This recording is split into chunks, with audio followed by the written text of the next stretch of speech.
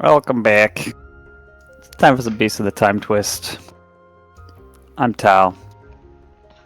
Get hype. That's about all I got in me. I'm sorry, guys. You did your best. Yeah, it's like 9:30. Let's just take a nap. Who wants to recap the capstone, shall I say, session of the last? Oh, and stream is all good, by the way. I heard it. Sweet. Nice. All voices and stuff coming through well. Is the music level good too?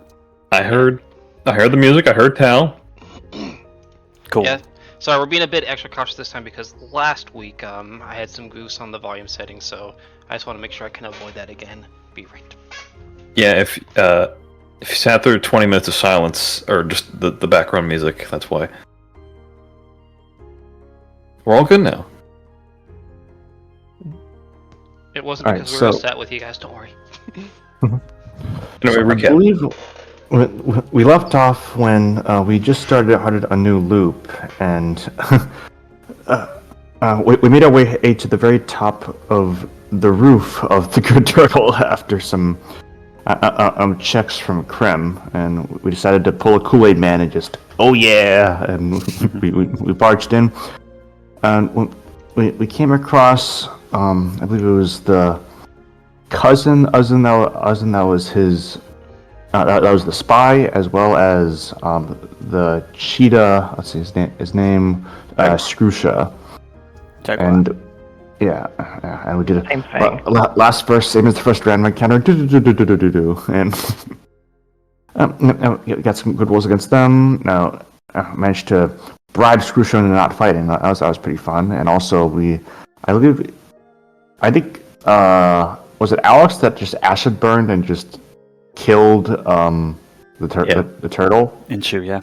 Yeah. Inshu, yeah. After some attempts at interrogation, where he was like, "Screw you," and you've killed me, good. That was Snapu and then, we started a new loop, and we went up to the same building and found out that they're all just running away. So we tried to run faster, and we succeeded.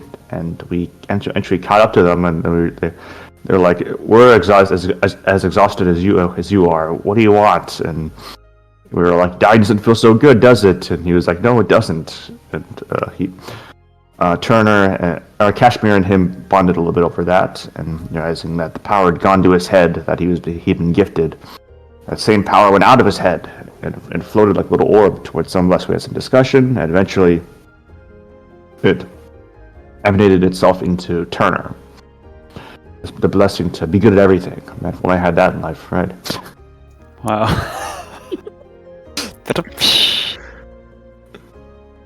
I believe that's more or less where we left off, yes? Well, Oh yeah, well, we returned to the ceremony, and the party, parenthesis, question mark, parenthesis, decided to turn to festivities. We got a room for it afterwards. Yeah.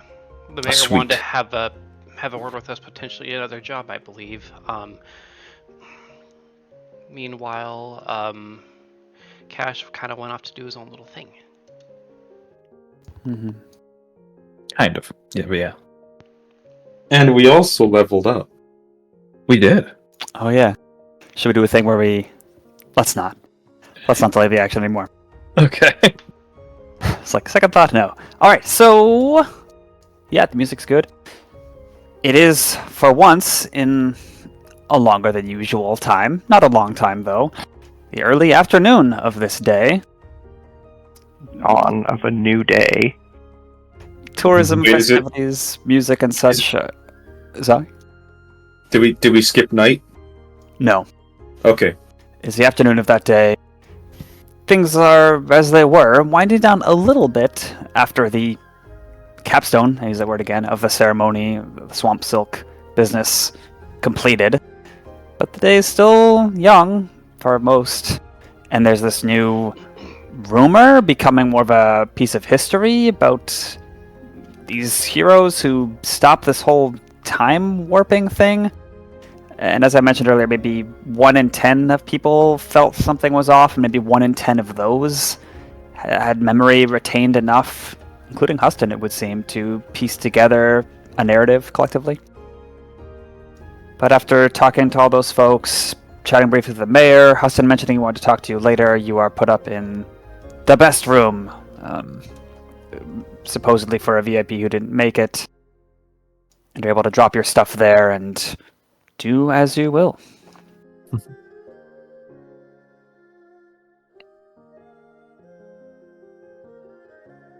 So do we all have the same room? Yeah. Oh, I should Okay. describe the room. It's a very large room, a lavish suite, penthouse, if you would, of this tavern. But you were rushed in so quickly, you probably didn't even get a chance to take in the bottom floor or the name of it.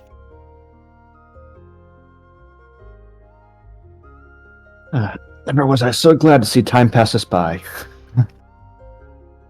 Wow. I could use a smoke, a good drink, and a bit of relaxation after this, but duty calls. Well, this place certainly beats the dorms. I started something far worse. You have my word on that. Crim counts the number of beds. There are 3 in a triangle shape around this large room. Each is king-sized. Oh no, we're too short. Sensing this, Crim nods to himself as, okay, 3 beds, 5 of us, but that's okay, because I know how to do this. And then Oh, he yeah. kind of... One sec. Cashmere is not with them at the moment. He's still off on his own. He knows that Cashmere is going to be with them. Eventually. Hopefully. That's the He believes it. He believes it. He expects it, okay. Yeah. Alright. So, once Cashmere gets back, we can figure that one out. But, for me, I'm gonna just, and then he kind of trots to the center of the room, like, between the 3 triangles, because that's, like, where it'd be the least out of the way. And he he shifts his shoulders, and his bag falls to the ground. He opens it, and out pours this array of just scattered little gemstones that all scatter along the center of the carpet, and he curls up there, lays down onto the gems. He's like, He gets up, spins around again. Almost. Wait a minute. And then he puts that large emerald that he had before right at the center. He curls around it. Oh, this is good. Yeah, I'll be like this. This is good. This'll be my night. So Nemo, how long has it been since you've had a character who uses a bed? Well, you get resolved, but I know you already have it. Good man. I see you're quite acquainted with the floor. Well, Oh, well, ever since... Yeah, the floor's been nice. It's very soft. Beds are very soft, but it's kind of weird on the scales sometimes, and I don't get to feel the gems under my... I think it's an instinct, really.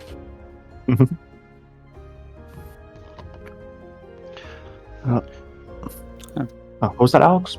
Or Turner, you had something to say, or no? you're good. Well, yeah, our soldier's back. It's good to see. Makes things easy for us. You have precious little time to claim a bed or settle around gems, put your things down, drink some water before the egret, Mayor Shaw, goes in. And you could see behind her, she's left a retinue of guard-looking types as she closes the door. I'm not going to roleplay this out, but she would take a big breath in, study you all. She looks like if she had the ability to sweat, she recently has been. And takes the liberty of claiming a very fancy chair by the door and like crosses one leg over the other. And then she asks you, more or less, is it all true? Is there anything important you left out? Is this some publicity play, or... Well, suffice it to say, we have your little spiel on loop on our heads. And it's unfortunate. It was an excellent speech with a tragic end, but not anymore. We can give a full report. Well, let's start at the beginning, I suppose, and Wade will just give a salute, and if with everyone else, I guess, exposit. All right, it all started when those damned spiders came loose. And we have like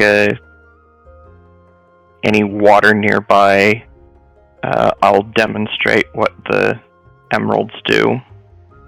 Okay. Yeah, she pokes aside, somehow she's able to snap her feather fingers together. Oh wait, no, she doesn't have feather fingers. This isn't a popular Nintendo franchise. She snaps her scaly bird fingers together that resemble her feet. And someone brings a basin of water. And Although, wait a second, now aren't those going to lose worth? Like, it's not resetting anymore, so aren't those going to lose worth when you use them? An emerald. the emeralds themselves are valuable too. Oh, I see. Oh yeah. Of course, you supplement that with your spellcraft or the spellcraft from someone else, I suppose. And the tale's conclusion, she admits she doesn't really see the value in you making this up or doing what you did. Seems like you really did risk your life, and that's supported by others' fragmented memories. She thinks about it a bit more, and then, again, sincerely thanks you. There's one other thing you should know.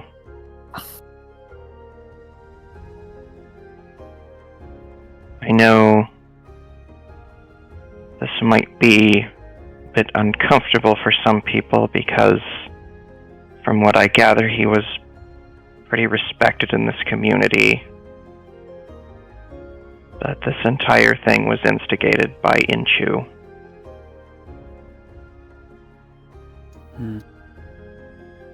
And I'll leave it up to you to decide what to do with him, but this wasn't an accident or anything. He planned this in meticulous detail, took a sadistic glee in watching people boil alive over and over and over again. Not to mention, he conscripted. Claims to be remorseful now. I'll leave it up to you to decide whether he is or not. Not to mention conscripting a literal child to plant those in the first place. Mm-hmm. She doesn't seem too surprised by this and states she had chief suspects narrowed to a few based on eyewitnesses. But if he truly was the one responsible, even though that doesn't really sound like something he would do, I guess you never know what someone really is like until they have this power, or they snap, or whatever it was. She says she'll follow their normal legal proceedings. There'll be a tribunal of sorts. Shouldn't take too long, 2 or 3 days, and he'll be held in the meantime, as he currently is, So I guess along with the other suspects. So I guess you can say he was a snapping turtle? Wow. Pick away his resolve. She inclines her head. It's not me this time. I had fingers It begs, crossed. it He begs the has question of- decided to sleep in my dice tray. Oh, yay! Nice. if it's any consolation, is punishment not linked to consequence? She muses that she knows where you're probably going with this, but intent is also important. Yeah, well, we as well took actions knowing we were shackled from consequence. We didn't kill anybody, and we knew that everything we did would immediately be undone, save for the knowledge that we gained. I think in a way, we more than balanced the scales in our favor. She encourages you not to say anything else that might bear further Incriminate us. scrutiny necessity. Yeah, Crim's eyes start like bugging out again. He's like, "Oh, we didn't do anything illegal at all, didn't we?" There's a knock on the door. 2 things are brought into her. One is that long ceremonial scepter that you saw her use right before the horrible boiling. The other is a book. She sort of dusts off a little bit the front book. There's not too much dust. Squints at it, the tip of her long beak. She probably has to hold everything at arm's length, doesn't she? And then she flips it around in her hand and offers it to you, Crim. He asked for a book at the end of last session, Oh, remember? right. Yeah, I remember now. Oh, that's perfect. Thank you. He takes it and gingerly puts it in another bag that he has.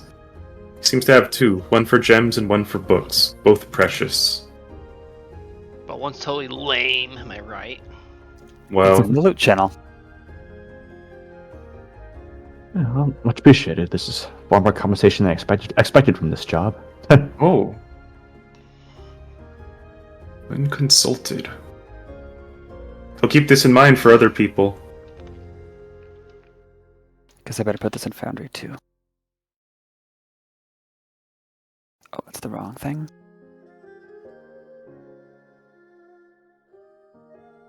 Turner kind of looks at it with like a bit of a glance of curiosity, but then just kind of like getting a vague idea of what it's for. He just kind of loses interest. Huh. Nerd And- stuff. You should maybe ask a couple more details, travel plans, whatever, without much interest. It seems formality. And then she leaves the scepter by the door before departing, says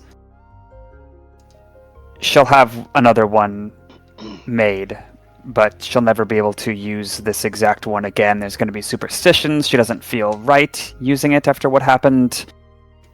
Maybe you all would have use of it as a memento, if nothing else. Then she steps out. Yeah, thank you. Does it count as a wooden staff? It is a ceremonial scepter that is made of swamp silk. Would there be any Perhaps sense in never. identifying it? Perhaps. Um, It's actually a +3 quarter staff. I'll take a quick look at that. I guess in the meanwhile, I'll claim a bed. He just kind of picks one, makes himself comfortable, and we'll just kind of spend 10 minutes just examining the staff, trying to get an idea of its capabilities. Okay. Or I guess 11 minutes, because I think it's at 1 minute casting time usually. Oh, you're casting the spell? Yeah, but with Ritual ritual casting? casting. Okay, let me quickly review this version of identification. Identify. Oh. Use a focus or use materials? I believe he has a focus, which is clock time. Right, clock time. Yay! Okay, then it tells you, yeah, everything it does. All right. It feels kind of springy in your hand. And as you finish the spell, well, unless you wish to describe what the ritual looks like, or not really. I don't think anything special. I think just with each one, he's maybe just kind of like just examining it, both with like a bit of more like a mechanical lens that he uses figuratively, but yeah. So using that, murmuring some incantations, turning it over. The air And becomes turning. a little bit taut. The spell. And then it's all released at once, and knowledge floods into you. I shall put it in loot. Yay!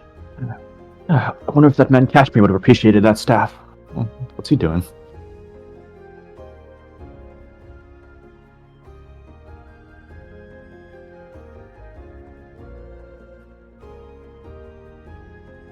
Ooh. Hmm. Okay. What is everybody wearing, like in terms of like armor and stuff? Nada. Clothes. Wade's got scale mail. Crim's got but- scales, technically, if you're talking about armor. Wade's dex is 16, so he's got +3. Chain shirt and a shield. Okay. Well, What's major? I think it's like 3 plus your dex modifier, so it would be of no use on Cashmere since his he can't get the mage armor plus his natural or plus his wisdom armor. Yeah, mage armor is useless on Crim. His natural AC is higher.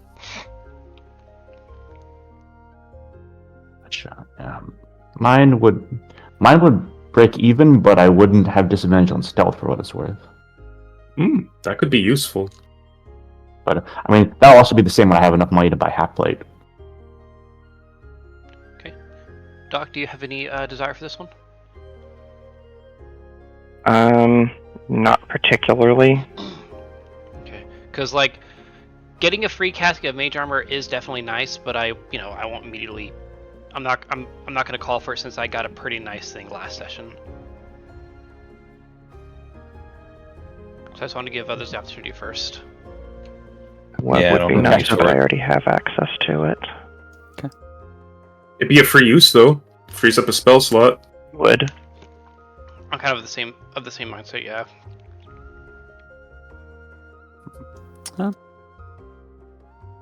Oh, it doesn't look like it requires attunement. Indeed. It doesn't? Nice. Okay. Alright, I'll give Doc the call, and then if not, I'll go ahead and grab it. Yeah, we can maybe have you grab it to use the mage armor, and then maybe I could take it to use web or something like that. Or just beat stuff with it. Yeah, efficient allocation. Okay. And Cashmere, do you wish to do anything or just wander? I believe I said at the end of last session that he was going to look around for a while, but he wasn't going to find what he was going to look for, and he's just going to appear back again at night. Okay. Barring any important actions, you have some time for leisure, recovery. Night falls. Cashmere returns. Yep, Welcome it starts by him knocking on the window. Like their two-story window. I'm just imagining he's doing like bunny hops, and that's just normal for him. Turner's gonna go and look to the window, and then presumably see a bunny just kind of hopping and like dropping down. He's more like leaning on the window, just barely like he's kind of like hanging on like the windowsill, like best he can. Do these windows open from the inside, Tal? Yes. He just kind of like opens the door and then says, 2 questions. 1, how did you know where we are? And 2, why didn't you just use the door? Well, he seems hesitant to answer at first, but I just didn't want to draw attention to myself. Also, you weren't hard to find. Everyone was talking about you, you know. So you didn't want to draw attention, so you are hopping on the side of the building like a thief and coming to see the people that everybody is talking about? I have dark fur. They wouldn't have seen me. Yeah, fair enough. Trust me, it's fine. Anyway. This character. I'm glad you're taking this well. You managed to beat that game, the ring game? Cashmere, like, gives Wade a look for stepping inside. No, I just thought it wasn't worth it after a while. Fair enough. I can respect that. Sometimes you just lose. Anyway, this is a nice place. I know that quite well. A bit too well, friend. But now that we're all here, I wanted to thank you all for all that you've given in this past day, hours. You've toiled, suffered, and done a lot in this winding path, but through your courage and your valiant hearts, you've given these people tomorrow. And I'm proud to have served with each and every one of you. And you Are you dying? Will take 2d4 temporary HP from my feet. Oh. Oh! Is that like an inspiring leader or something? Yeah, yes. Gotcha, okay. Yeah, you guys all gain 7 temp HP until next short rest. Nice. Awesome. Not bad. You're forced to take those words to heart. Mm-hmm. Wait till our next short rest, so... Oh, just until, like, I think... at the end of the Until you short finish a session. long rest. Yeah, it just happens. It doesn't say a limit, it just says... Yeah, alright. No, so just have it, okay. Okay, cool. Well, I won't diminish any of our actions, but well, we did have plenty of self-interest as well. Well, if only for our own survival. And sanity. But yes, the question is, where does this lead us? Well, us. Well, I think before answering that, we need to see what the mayor has in mind for us tomorrow. Fair enough. right. And to tell you the truth, I wasn't planning on coming back. But I didn't exactly find what I was looking for. So I'll stay for tonight, and then I'll leave in the morning. And we'll see where things go from there. I have to oversee the convoy once it heads out, so I'll be with you. Go ahead. I take it this is the person that you asked me about before the spiders escaped. Sorry, forget their description. He just holds up a hand, shakes his head. Yeah, it's them. Don't worry about it. And there is a polite knock on your closed door. It's currently Enter? night. What is it? Yes, it is. Okay. Huston here. Hello. Does Good man. everyone know where we live right now? I'll open the door. Open the door. Roll for. It's not Huston. Oh. Just kidding. The giant. We played Storm King's Thunder a long time ago, and it was giants every time. Yeah. The quick little bow. In walks in Huston, that humble, happy beaver. He sees the chair and sees the beds, but just stands instead. Oh, boy, I'm happy to see you all doing so well. Right? How are you doing? Tired. Considered quite decent. Tired, but yes, nothing a day's rest won't fix. We've already given a report to the mayor. Are you here to talk about the job we were asking for? If I don't mind me asking. Yeah, she got a report from me too. Yeah, and he looks at you, Wade. Before you ask, it's 4 fingers. Oh, I remembered. Yes, you were one of the first. It's curious. It is, isn't it? Yes, I thought. Well, I was hoping. It's presumptuous of me to think of plans that involve others without. Anyway, I heard initially some of you recall approaching me during the parade portion, looking for work or a task at least, and I'd be humbled to have all of you accompany the caravan if any of you wish it. Well, that could be nice. That could be interesting. Is it like guarding or just like navigating or flying? I'm not good at flying yet, but give it some time.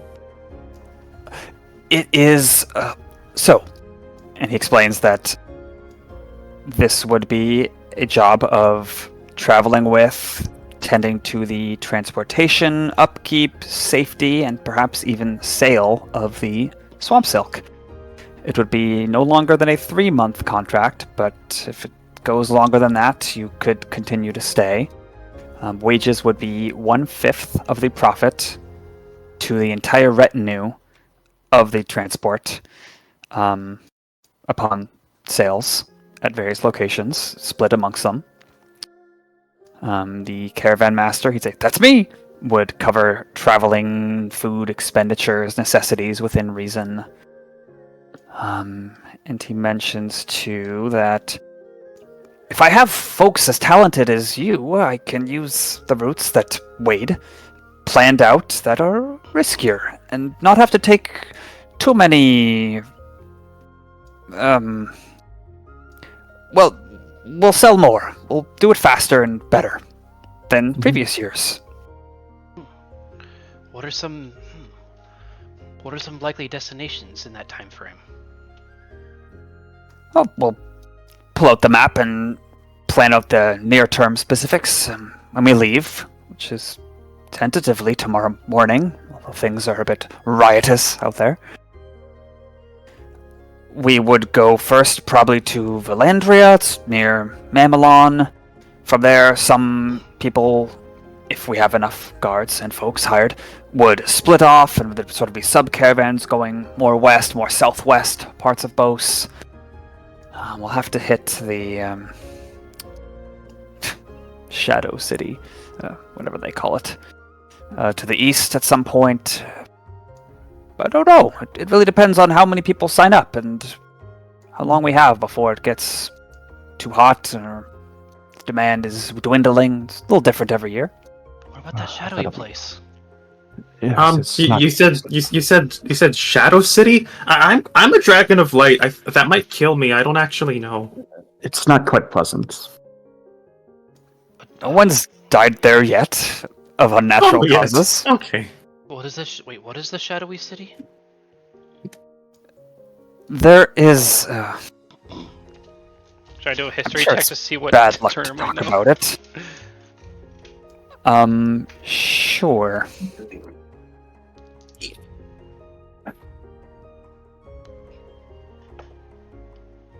Only a 12. Oh, That's enough to Mr. know that only a 12 here. in the far east of the Misozu region, which you're currently in, there's a place called Sunflag that he's referring to. You know, a lot of nocturnal people hang out there. It's pretty dark. I'm not sure what else. But that's future. First, Valandria, there's a rift to contend with. There's other destinations. Be a little tour. It'll be good to be home again. Oh, you're from there? But by Mamelon. Okay, that makes more sense. Yeah, it'll be a bit worse going where the cold bloods are, but You know, it's part of the job. either way, I would have said not too surprising. Oh, they don't bite. They're just a little less technology appreciative than a lot of parts of Bos. Well, sounds more or less like back home to me. Yeah. I'm up for it. Yes, once we find a squad that has good synergy, I'd be ashamed to break it up. I'd be proud to serve with you all again. Even though I'm a cold blood. He chuckles and scuttles forward and shakes one of your hands if you let him with both of his. I was Alex. directing that to Wade. Yeah, quite an exceptional one, I'll say. Is Crim cold-blooded? Are dinosaurs? Are dragons dinosaurs? He's not weak to ice or cold. I want to say no. Okay, got it. I didn't care either way. I was like, I don't know the answer to this. I don't need an answer from everyone right now, but I much appreciate yours, Alex. What else? I've got some. Oh, he scrounges about in like some back pockets or bottom pocket of a backpack he's got on. Pulls up some somewhat crumpled papers and folding them out on the floor. They look like contractual documents of some kind. One has a bit of like a stain of coffee or tea on it. He starts trying to explain some of the particulars and spreads them out. Yeah, Turner would I take it as definitely peruse it to see if there's like, are there any like clauses for early termination of it, or is it basically just once you're locked into this, unless you get fired, you're expected to fulfill it? there's a clause for in case of crisis, time crisis. The adventurous clause. Yeah. There is a clause that's in terms of the termination section. If it's agreed upon with the caravan master and the employee and mutual, you can arrange your own terms. if there's something unexpected that happens, or you leave against the desires of the caravan master, there'd be some penalty. But it wouldn't be like, oh, give me back everything we gave you, everything's moot. Understood. Seems fair. A small penalty.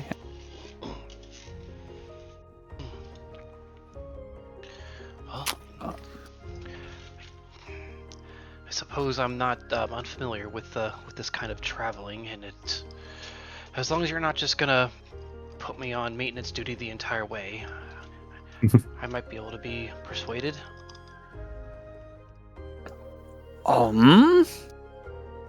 Well, his feet sort of starts scratching at the wood. I wasn't going to presume that you're good at tinkering and maintenance, wagons and such. Where are you from, Turner? I'm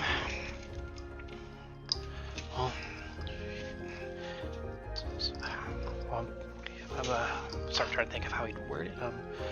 Well, if you've ever heard of the brouhaha, I hatched from them.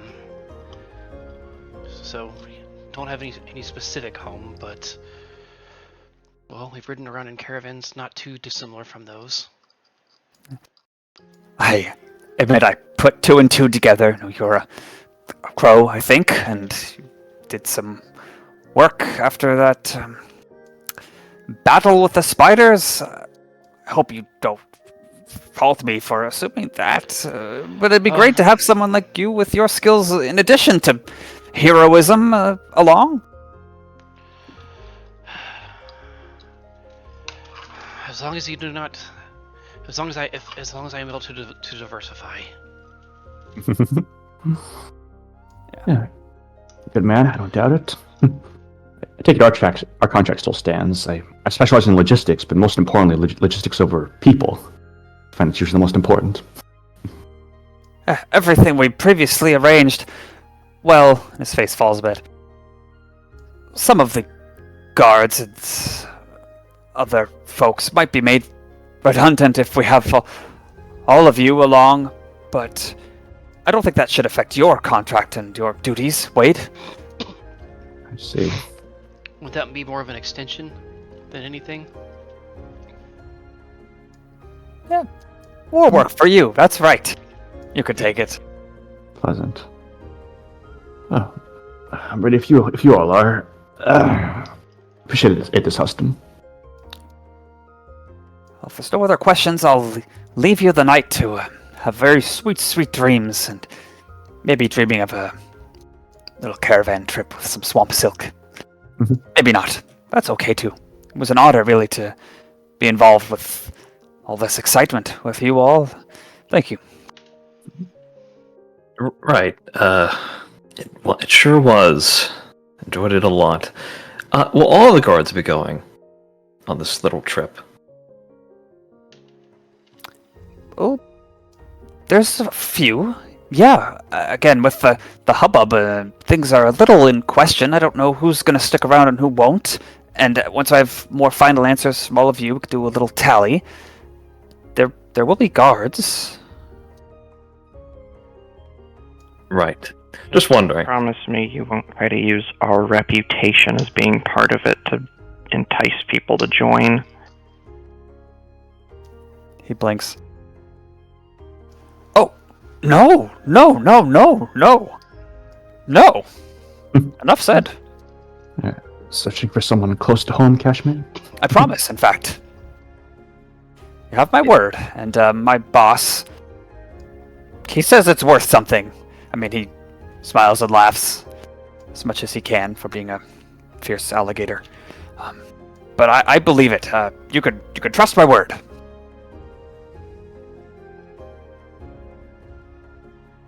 Okay. Good night. Good night. Pleasant dreams, sir. I'll just be happy to see you tomorrow.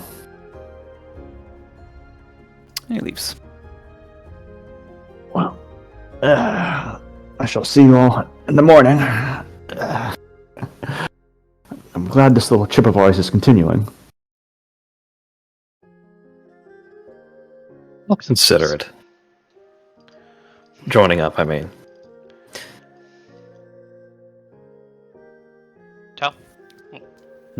Oh, sorry. So you had held a breath there, like.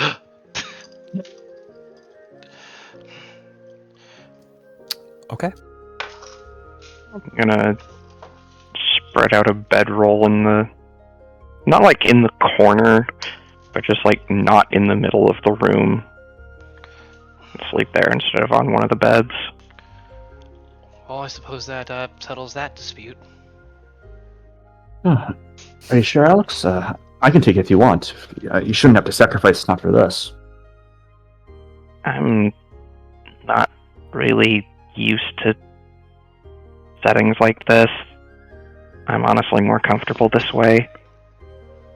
Fair enough. Good man. We're gonna match it so you'll sing do like a marshmallow.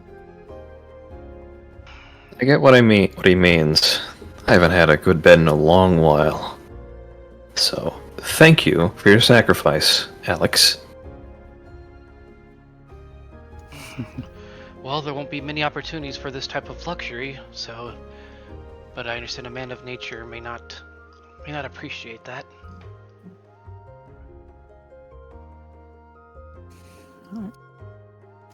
A couple more hours pass. Perhaps you do your normal nightly rituals, get ready for bed. Some of you, indeed, have probably never slept in a room as nice as this. It's not the height of some urban luxury, but for a place like this, fairly soundproof walls, so you don't hear the environment that much. It's a comfortable temperature. There's plenty of plush, nice pillows and blankets to use. You're not bothered. It is a good night you're able to spend here.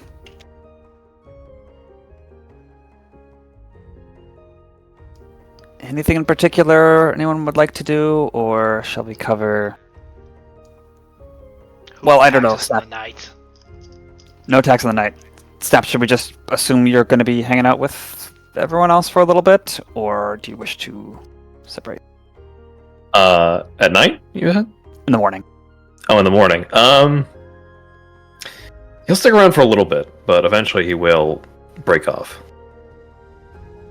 Okay. But they're all heading toward the same destination anyways. He'll probably just get there first. Okay, do you wish to say that you arrive there first, or the party, the group of people who may one day be a party is there roughly at the same time? It's up to you. I'll have him show up first at first. If anybody wants to show up like on the tail end of it, that's their choice. Okay. Good for it. Alright, so I'll describe things in a bit, but if anyone says, oh, a minute later, they arrive or they wander over, feel free. Okay. It is the next morning. You're not greeted as celebrities, but you're definitely drawing eyes, some thank yous. Oh, and before I forget, outside of your door and left in the care of the front bar person on the bottom floor are some things that are given to you, or, oh, hey, I was told to hold this for you and give it to you in the morning. And you are given a lot of gemstones and gold coins. About half the gemstones are, actually 3/4 of the gemstones are emeralds. Precious in and of themselves. She murmurs that there's a underwater vein that's not too far. Emeralds are pretty common around here, but not so common as to be worthless. So you have gained 1,000 gold pieces worth of gold and gems. Oh, Wow. Yeah, well, he just sees that and he's like, do you think someone else is in a time loop that gave us all this? That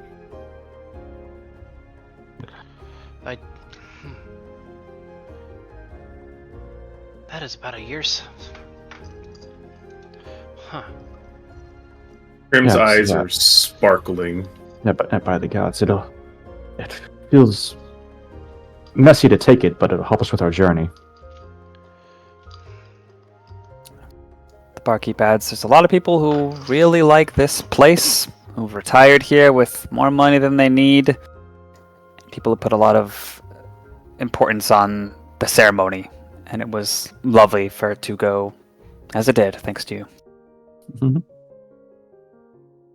That's much appreciated. Yay. I'll add 200 gold to my inventory. As well I have mine. Also add 200.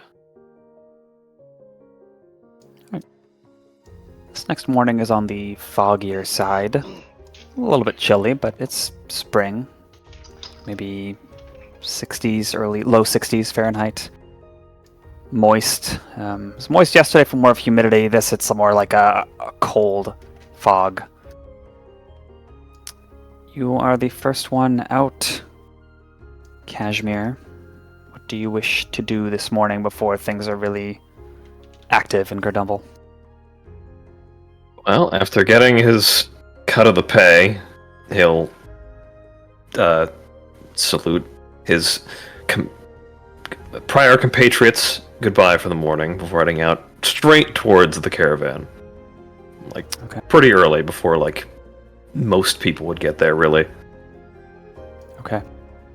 And Huston would have mentioned, hey, yeah, go to the eastern edge of town. That's where there's a stables and area where people doing business, preparing to set up for the morning, get in their rations, etc. That's where people tend to meet, and that's where the caravan of swamp silk spiders is going to depart from.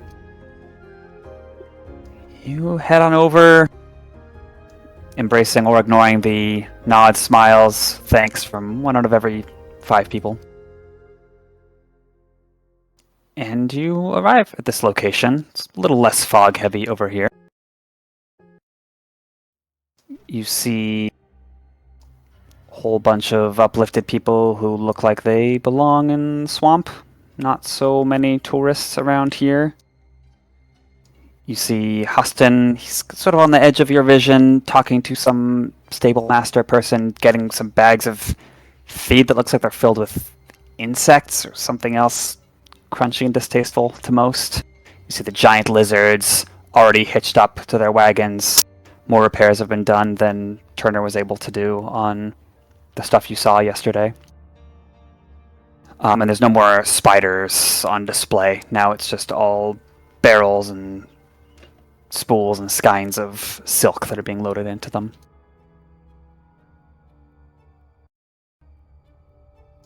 And you would also see, I think, a person you're looking for who is sitting on one of those wagons that the end kind of opens to a horizontal flap, sort of sitting turned away from you, looking out to the path leading out of Gerdumble. Yeah. Oh. Why does it sound so foreboding? Well, on his way there, Cashmere will, as he often does, appear quite laid back and casual, though he does walk pretty fast, and he's not really paying attention to all the goings on at the moment. He seems to be walking with a purpose. He's shooting his head around looking for someone in particular, and then he sees who he thinks is who he's looking for, though he can't say for certain. So, as nonchalantly as he can, he walks over to this end of the caravan here and sort of slides into this person's view. It's intense. This is a little more dramatic than I thought, but let's go with it. Kill him now! Turns drawing a sword. No. Okay. Yeah, you see a rabbit. For those who are rabbit experts, it's a Alaskan rabbit. He's got smoky brown fur, kind of black enveloping the face, short ears for a rabbit, and a nose when he turns towards you when you slide next to him, Cashmere. Just like yours. Looks like he's in his late 40s. He's dressed in some well-fitting, long-used, sash-heavy traveling clothes cloak. Just faded browns and greens. Well, looks at you sidelong, looks away again. Hello? Cashmere just kind of stands there for a bit, his hand on his hip, and studying this rabbit for a little bit. He is on a very perplexed look on his face. Then he shakes it off and puts on a smile. Hey. You're Garl, right? Yeah, I'm Garl. Pleased to meet you. What's yours? I'll tell you in a second. You've been working here for a long time? Oh, yeah, I have. I do this gig once a year. Getting a bit tired of it, to be honest. Pays the bills. It's good fun if you like traveling like me. Second, I need to double check a detail. I forgot a name. I had to look it up again.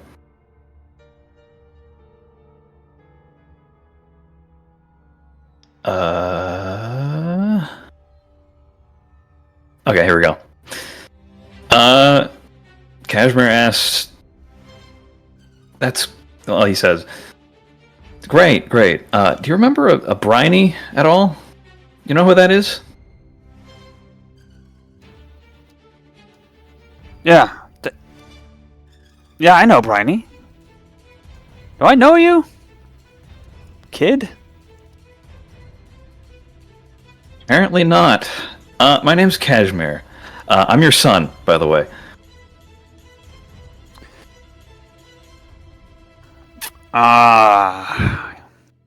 Yeah. Yeah. Nice to meet you. Oh, yeah. I guess I had this... I guess this was going to happen. No. It's fine. Don't overthink it, please.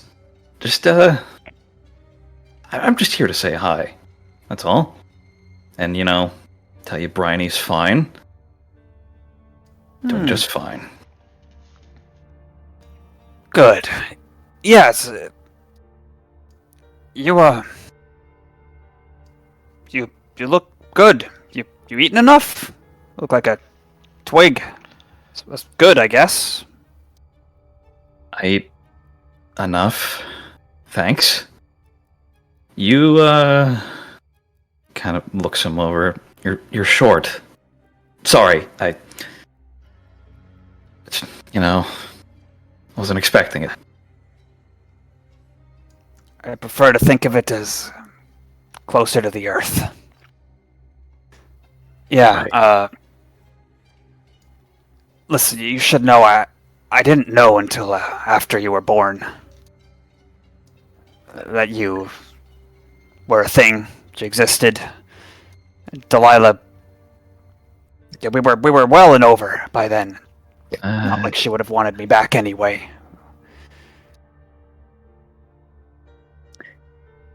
He looks away, unsure what to say for a second. Right. Yeah, she never mentioned you, I should say. Yeah, that's fine. She wanted the posh, safe life. That's fine. A lot of rabbits do. She wouldn't have wanted you to be influenced by a guy like me, I'm sure. Like it or not, I get bored. Bored? What do you mean, bored? I like traveling. Delilah sorta did too when I knew her. My goal is to see as much as I can until I'm old and I can't. Done a lot of gigs, been around the block. It's been satisfying. You don't want to get to know me. I'm always going places, always doing things, seeing new people. I wish I could have been someone else for you. And he stops for a second and kind of blinks as he realizes something about himself. And then he shakes his head. No, it's... Wouldn't have made a difference anyway. Yeah? Well, that's good to hear. Yeah.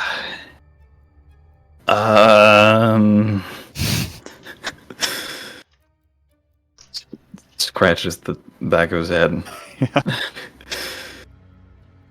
So, you're going on this trip, right?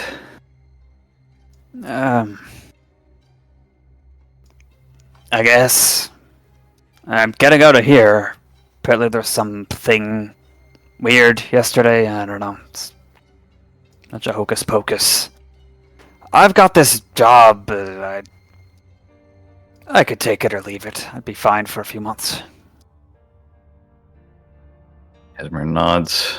Yeah. It was all hocus pocus. You're right. You're right. You know, would you believe me if I told you I died getting to you?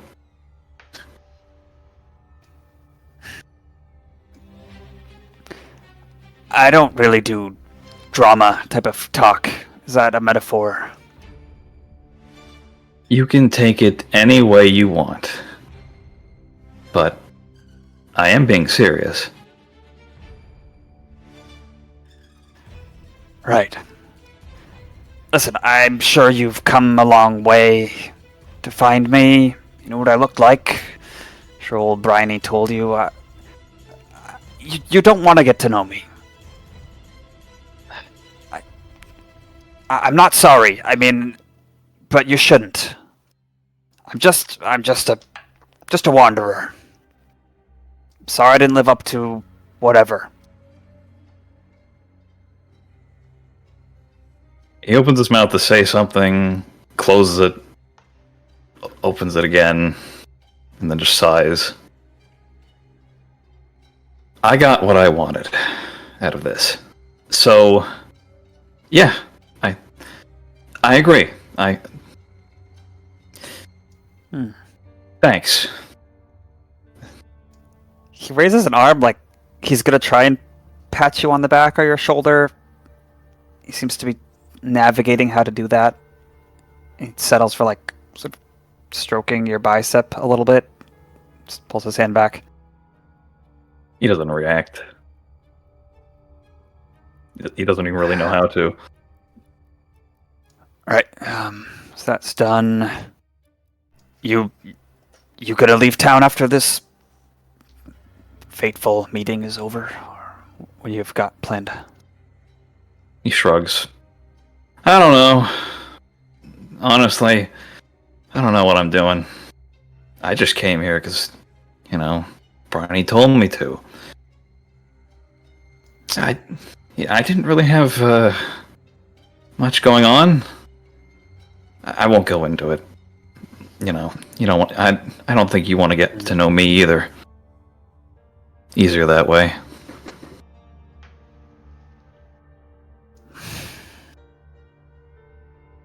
Make an insight check, please. Oh boy, I'm good at those. 1d20 plus 5. 8. 22. Nice. 22. I got a 19. Okay. He's trying to hide it. But something gives you the ability to see past this. You see a man who's motivated. Like he said, he loves traveling, exploring, seeing new things. But you do feel that there's regret at those words you just said.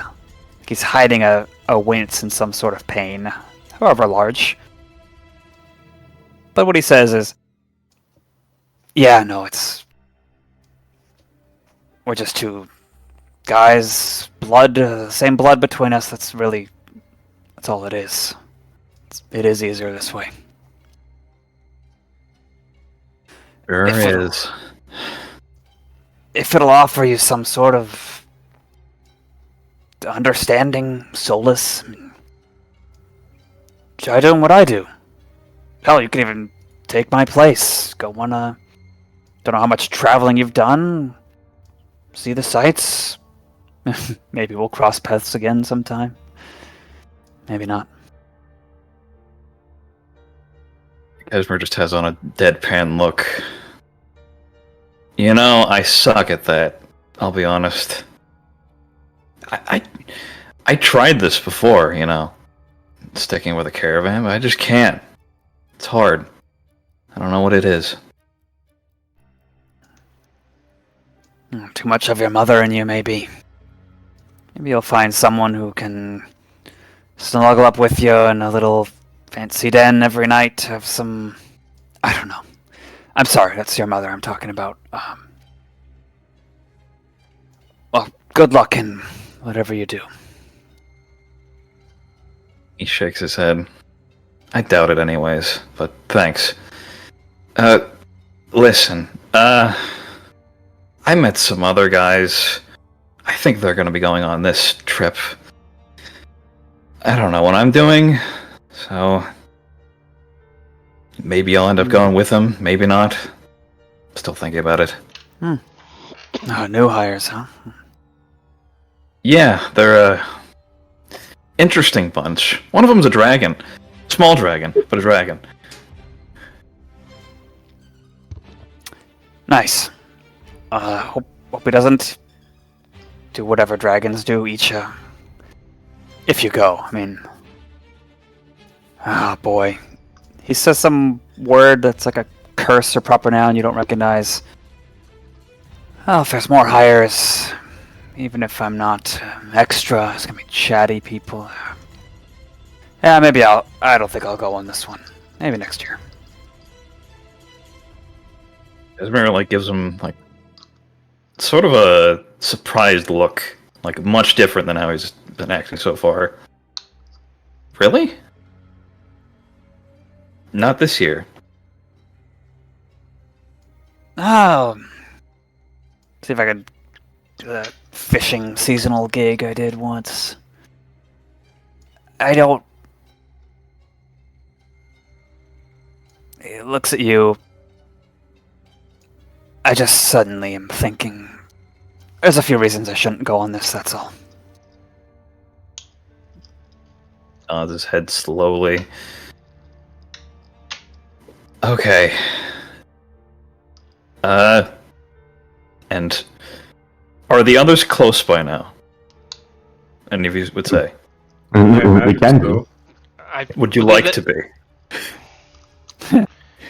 Sure. Why not? And yeah, Cashmere looks over, and not too far from the distance, he sees the other four approaching. Or at least getting closer from a distance.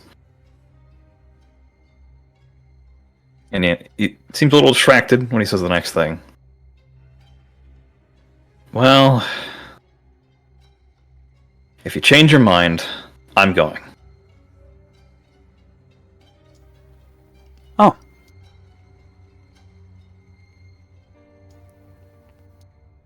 Oh, you're a decisive one. That's good. I'll think about it. You could tell he's probably not going to think about it. Cashmere says, not really, but I appreciate the thought. And he puts out his hand kind of hesitantly, like, nice to meet you, Dad. Hope we meet again, I guess. Wow, that was the most awkward line yet. His arm just launches out, grasps you firmly, shakes it, and then retreats. Nice to meet you, son. Have a good one. Yeah, we'll do. Thanks. He keeps himself off of the wagon and hands in his pockets, after adjusting his big, tall backpack, and then walks off into the... Wait, hang on. Just before that happens, is Crim's close enough now, right? Yeah. Perfect. I have the worst thing to do here. Crim spots Cashmere, and he quickly trots over. Oh, Cashmere, there you are. Oh, wow. You two look really similar. Stops like That's squints proving at that you, he's talking Cashmere. to a dragon. He squints at you, Cashmere. Look at your face. It's like, oh yeah, I guess so. And then looks to see who said that, and then just turns and walks like, I'm not gonna use it. I'm not gonna. Yeah, Cashmere. I'm too old for this shit. Cashmere nose like twitches, kind of, and then he just glares at Crim. Hi, Crim. Hi. Nice to see you. Nice to see you too. How are you doing? Could be better. But hey, Oh. I'm coming along now. Yeah, Oh, nice. I'm glad to hear that. I already guessed, is there some bad blood between you and that person? Oh, fuck. Not bad blood, just blood. But anyways, I see. Well, back at it here. You're a bit of a part-timer, but we're glad to have you, Cashmere. you say the strangest things, you know that? Well, just the fact that you like to scout ahead. In any case, He has a flair for the dramatics. We'll get the men rallied. Convoy moving. Right.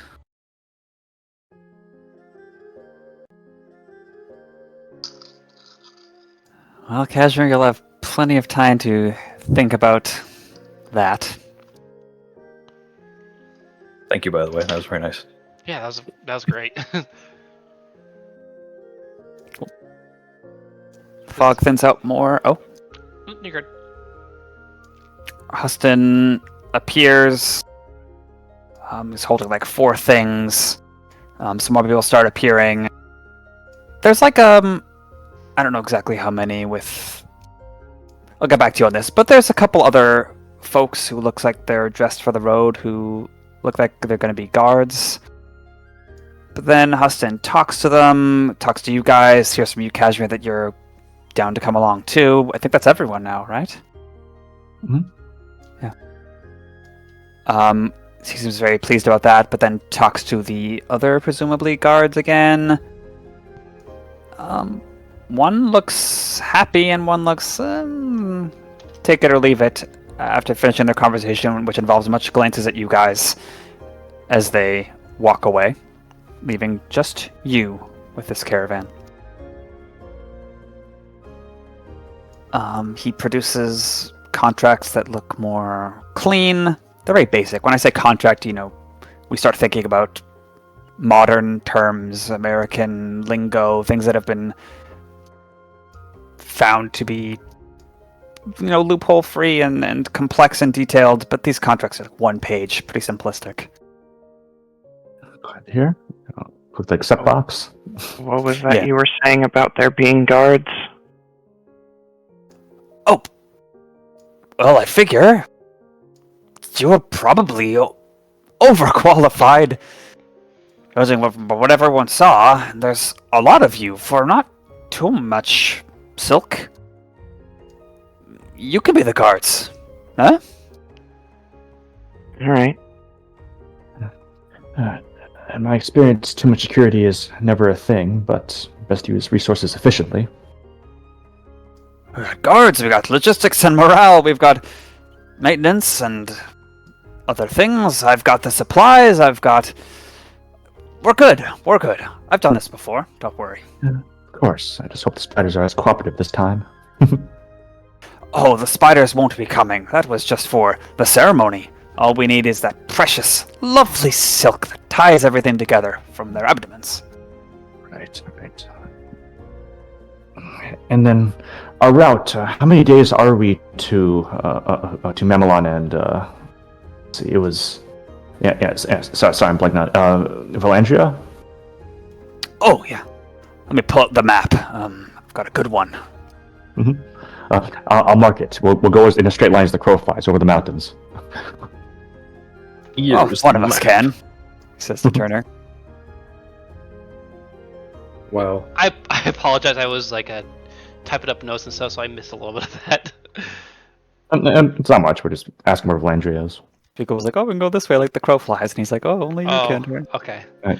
Well, Like he just Skyrim. kind of he does kind of like just look a little bit miffed at that. Not exactly. We'll just play big rigs over the road racing. Terrain doesn't matter. We'll go backwards up a mountain. All right.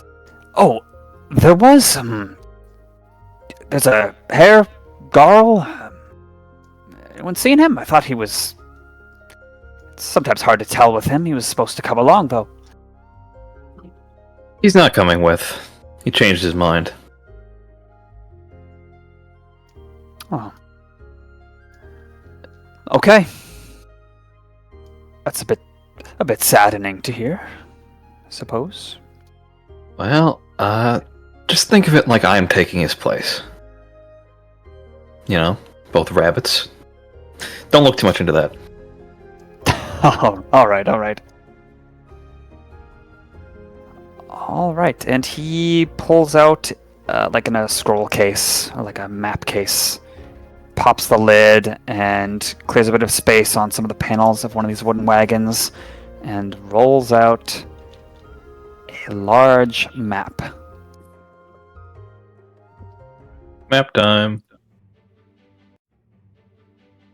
I'm the map. Here's the world map.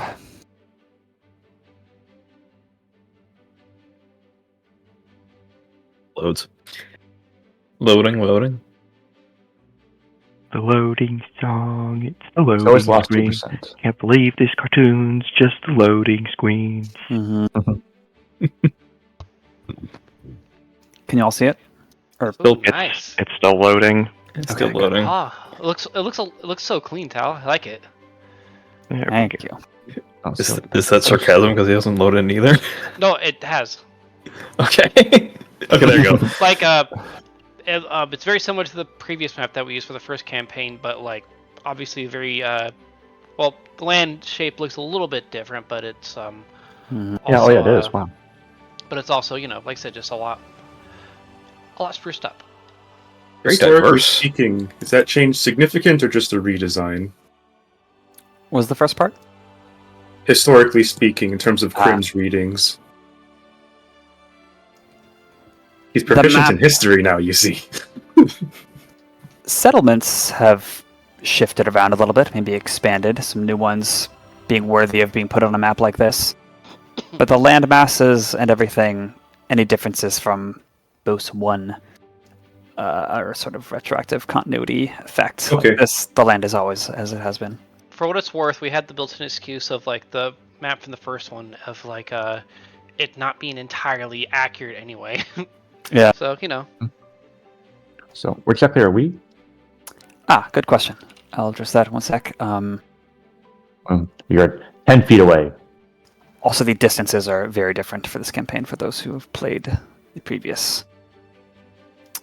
So, and yes, What? that island is called Weird. And no, we did not it's- ever visit it, so we have no idea what it is. That's weird. right there. That odd-looking tree I've used as a marker for Gerdumble.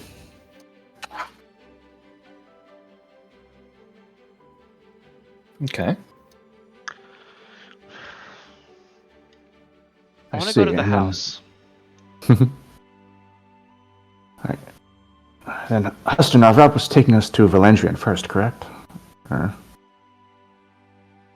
He would say... Yeah, the entire caravan, he, in accordance with your previous discussions, thinks they should head towards Valandria. Yes, there is a... So there's a new requirement. In order to head to certain parts of eastern Masozu, he needs to acquire a certain flame from Valandria that will permit safe passage.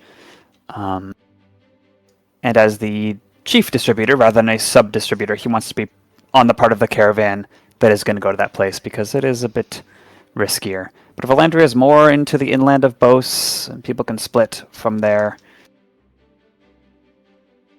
Is it marked on the map? Valandria is here. Oh, Nice. It's the house. You said you wanted to go to the house.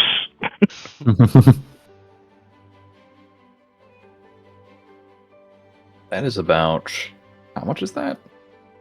That's like... It's about this much. Sounds good. I need to do some math for this. Alright, so we'll head to Belangia upward and then to Sunflake back this way into Misozu. Ooh, you've turned that. It's, probably roughly 100 miles. Yeah, I just calculated. It's A little bit about more than 100 that. miles. A little more than Yeah. that. Pretty far. Yeah. Say tentatively, sure, that's a fine plan, Wade. I always, part of me feared this day would come, but might as well face it now. And what day is that? Oh. We really can't just go ahead and... It seems like we're going to have to double back a lot to do that. That's annoying. Oh well. Yeah, but I figure with Misozu, preparation pays dividends. Yeah. Do want to make it to Sunflag, and I need to verify these rumors, see if the flame is really necessary. Yeah, we do have to get there first before we can go east. Is there a special type of flame it has to be? Because I can just do this, and Alex lights a fire on the tip of his staff by casting Produce Flame. Oh, that's exactly what we needed. Arc complete. Turner will also, just to add to it, Turner will do like a little Sorcerous Burst and like conjuring a little bit of fire as well. He says, "Oh yeah, we're good. Okay, let's hit east." Oh god, we're gonna go and get the flame, and then it's gonna immediately start raining on the way back, and we have to go and double back. This is a reference to Breath of the Wild. We have to get the blue flames. All these rains right after. I was thinking the Olympics. Oh, yeah. Oh, you magical folks, you're destined for greatness, I'm sure. Alas, a halting flame is what we need, supposedly. As an old friend, I'll be able to procure some in Miller Square in Valandria, I'm sure. What type of check to learn about these? That would be Arcana or Religion. Okay, I know which one I'm good at. Crim opens his mouth and produces like a tiny non-mechanical flashlight. I got a very good roll. 27. Wait, there's light coming from Crim's mouth? Yeah, he's a light dragon. He can just do radiant damage, remember? Oh, I see, yeah. It's like a fire Open. dragon opening their mouth and like the fire is crackling and stuff. Yeah. He just opens his mouth. Bleh. Out comes the light. 22, you said? 7. 27. 27. Yeah, I got a 19, and I now have expertise in Arcana. Okay. You know, there are certain types of darkness that flame cannot illuminate. A halting flame would be one of the many common names. You probably know more esoteric and specific names you'd find in manuscripts and such, but a halting flame is a common enough one for this region that can do more than shed simply light and warmth, and would be able to counteract certain types of darkness or other magical effects that ordinary flame would not. And judging by what you know of Misozu and this place called Sunflag and what you recall of the Shadowed City and other hazards of Misozu, putting 2 and 2 together, yeah, maybe something like that would be useful. Or essential. Yeah, Turner will definitely relay that. I think this trip will be more than worth the time. Indeed.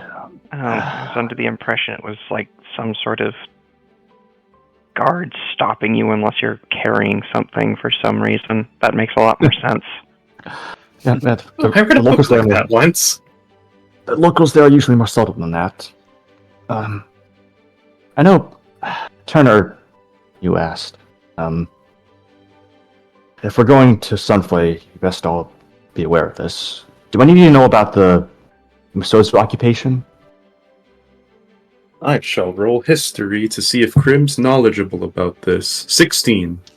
I'm gonna roll it too, even though I'm not proficient in it, just for the hell of it. I'm 14, so.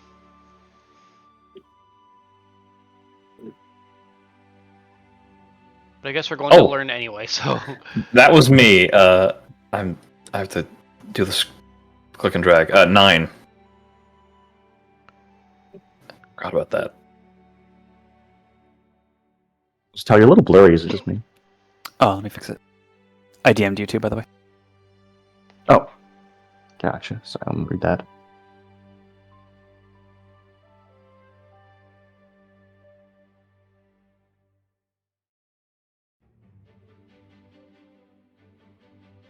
I gotcha, Tal.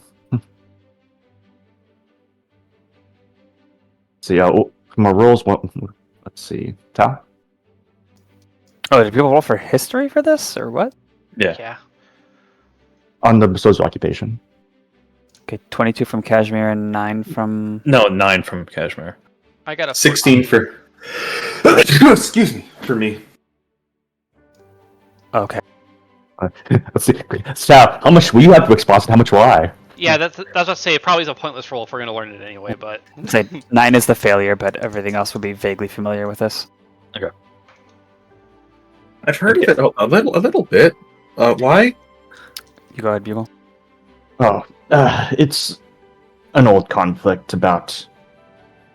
Oh, God, has it really been that long? Over 5 years ago now, between Mamelon and the city of... and the folks in Masozu, the Cold Bloods. I served there in my term about 6 years back, 4th Expeditionary Coalition. It was a quagmire of a conflict, but we got through it. There's a lot of old emotions and old mistakes. I suppose there's a chance some of those still may linger. I just thought you all should know. Do I count as a cold blood? I'm actually not cold-blooded. Or is it more the scales and appearance and things like that that make things awkward? That's a question of judgment, and I want you two to know I don't begrudge either of you for any of this, right? Any of what I think, what I say. You are quite exceptional in that regard. The people there, they gave us hell, but they deserve better. Oh, now I get it. Okay. What was the conflict over in the first place?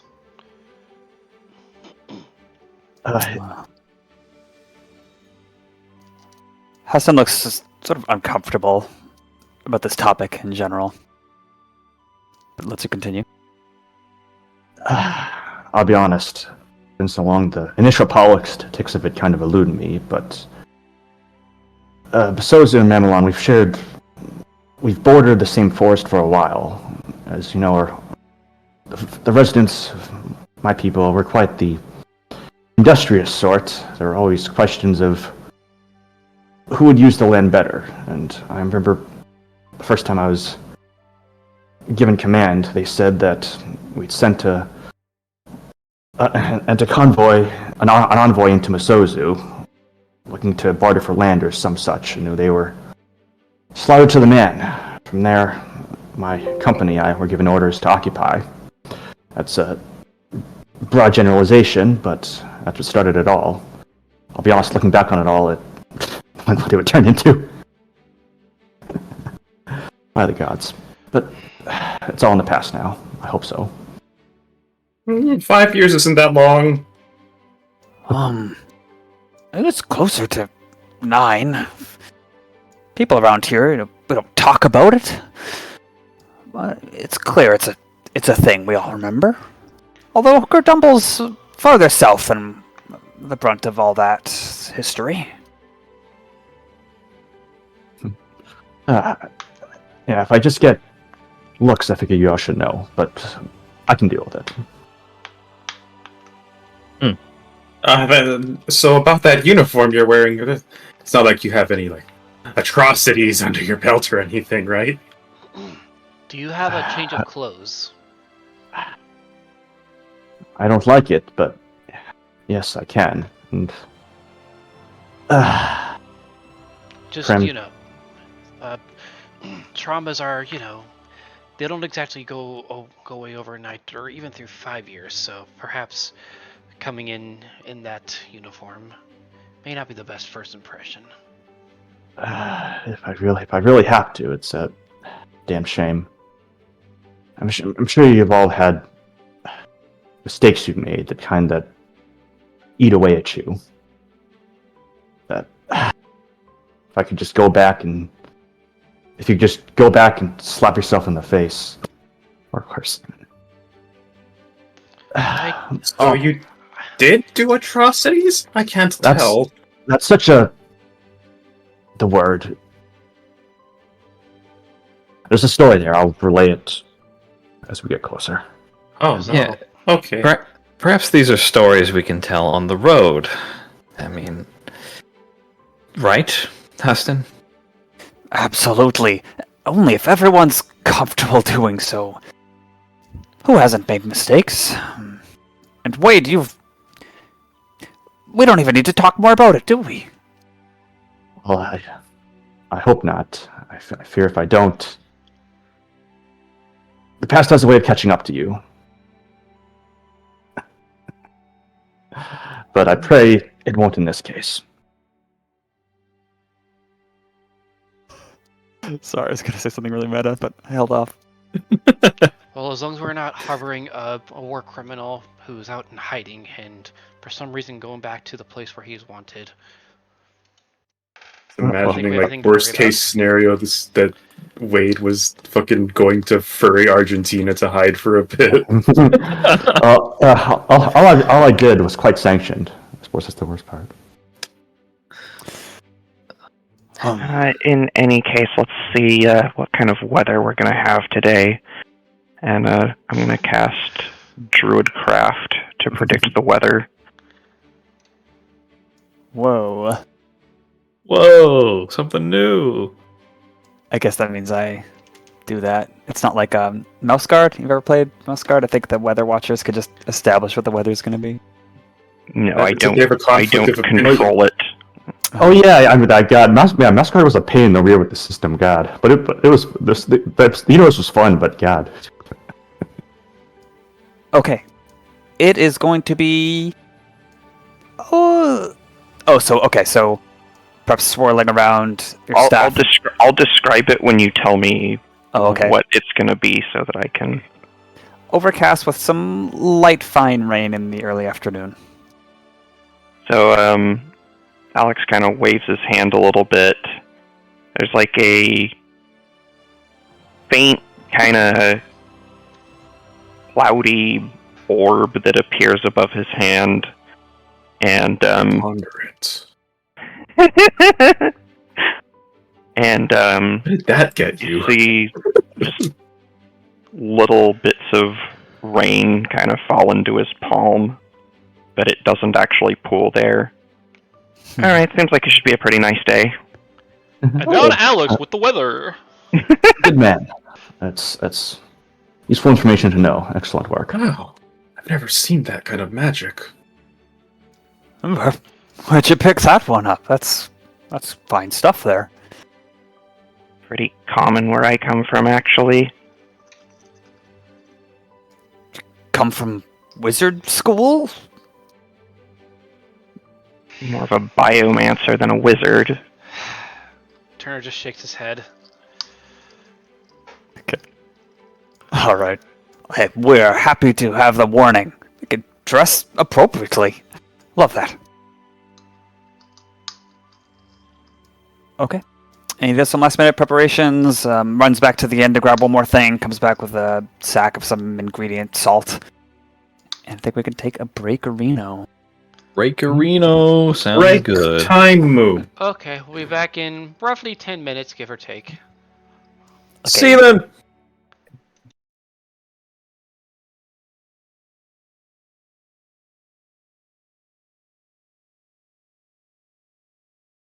Yay! Hey, what up? Okay. Getting back into things, let's change the music.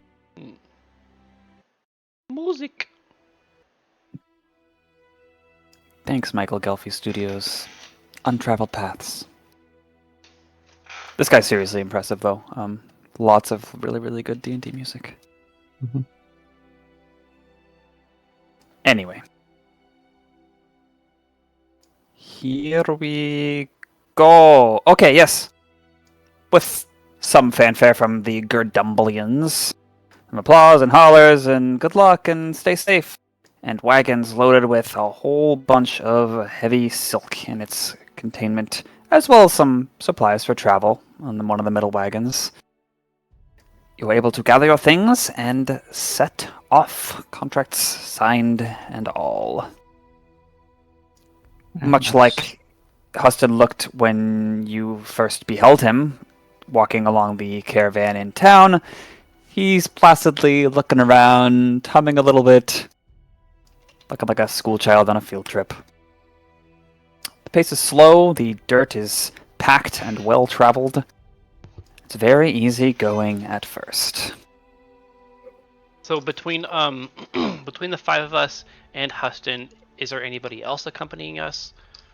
Like, is it just like salespeople, or is it just us who's doing all that? Given this is how things turned out, I will need to get back to you at the end of session. Or Okay. before We are the staff. I think there are like 3 to 4 additional folks, depending on how things... You'll see, but yeah. Okay. There's some other people, but for our intents and purposes right now, they're not important. And we have like startup levels of understaffing at this place. Wow. And off you go. So, as you can see on the map here, if Huston's map is accurate, which at this day and age, maps like this that look this nice usually are pretty accurate, then Valandria is 250 miles away through dense forest, some not exactly straightforward paths. But, hey, they've done this route before, they can do it again. He will note on the map as well that those dashed gray-white lines are denoting major trade routes and roads. So those tend to be pretty straight, pretty easygoing. Place like this, it's a little trickier. As they're traveling along, Crim will occasionally babble while looking at this. One thing he'll remark is, "Oh, such a good map. Did you know that sometimes for really good maps, sometimes the map makers will provide one false location somewhere on the map that's not consequential? You know why? It's that if they see that in another map, they know they were copied. Oh, it's so smart." I see. Yeah, quite useful. FYI, that's actually true IRL. And it's also a way to spread false information to the world. Well, intelligence is absolutely vital for something like this. Do you think that sea serpent and the bottom? Do you think that's real? I wish. Well, not truly, but You wish? What does that mean? it'd be a hell of a story. But yeah, it's probably for the best. It's just a flight of fancy.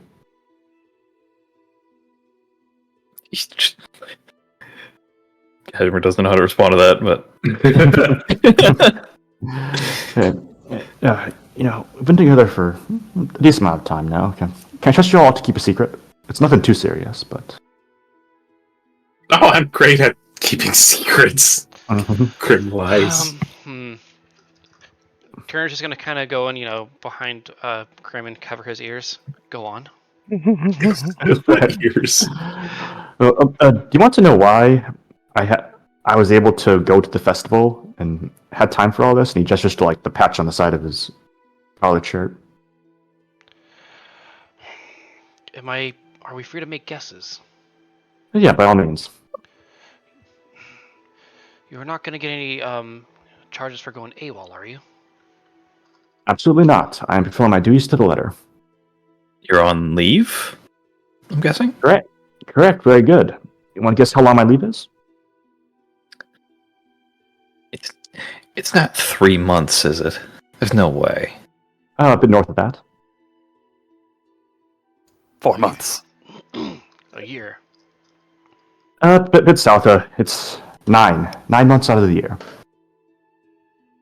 My responsibilities are back in Mamelon, about 3 pieces of paper and a corner office. So, I found a more fulfilling existence with you lot, but for some reason, they can't get rid of me, and I don't quite have the strength to leave yet.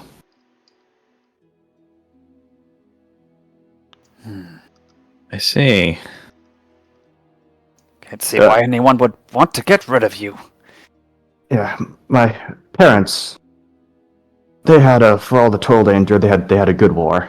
Back in the Ipsar Gap, he stabs a little finger up to the very top of these mountains right here. Showed them the defense against the Outclassed. I still must be proud to this day, and that reputation, it carries, for better or worse. And they look,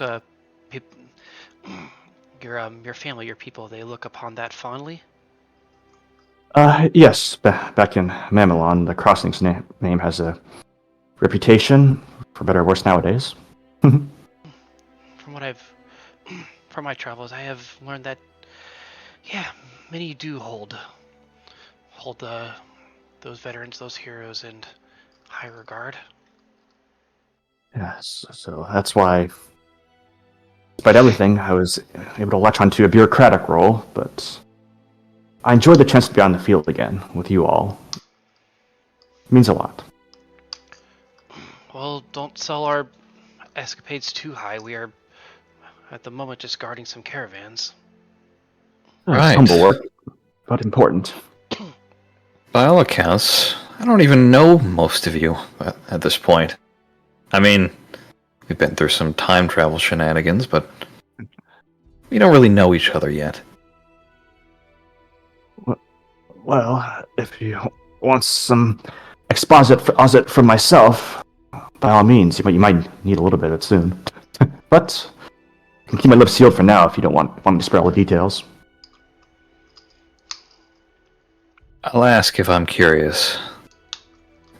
Cast a look at the others. That goes for the rest of you. Oh, are you talking to me? Crim kind of nudges to get Turner's hands off of the sides of his face. He would only have it on there for a moment. Oh, okay. It was more just like a joke. If you don't mind me asking, what's the story with that other rabbit? Oh, that sounds like it's an awkward question. We've all had those today. Oh yes, the awkward question about the one who looks so much like him. He doesn't look like me, okay? Turner, you can't say that. I've been told it's rude. We just have a similar looking nose, okay? It's really just the nose. Yeah, it's just the nose. Just the nose. We don't even act that similar. Seriously. An oddly specific denial. Yeah. In regards to awkward questions, you have that rabbit family. I have did I commit atrocities, so I think we're about even. Well, actually, I have a question for you, Wade, to distract from this other question. Have you ever killed anyone? Oh, I was gonna ask where everyone's from. This is some of the people are making their distance from you. You know, I would hate to see you in speed dating, Cash. Well, look. This is an important question for me too, because I don't want to kill anybody, and I want to make this clear. Of course, if I were a different man, I would ask my own deflecting question, probably to Crim. I'll say, but yes, I never killed anyone who wasn't trying to do the same to us. The rules of engagement were vital in that time, even if it didn't always work out. Sometimes we do worse. But I have, but only in combat. Edmund shrugs. That's fair. I mean, I'd be more surprised if you hadn't killed anybody, being a soldier and all. Yeah. But never mind. Well, you should know, back in Misozu, there was a day, or days, where I was sad, I was angry, bitter, and I let that weakness burn and infest all those around me. And despite all what I say and all my feelings for the locals, they deserve better. I want you to know I said that. Yep. I hope you won't have to see why soon enough, but you never know.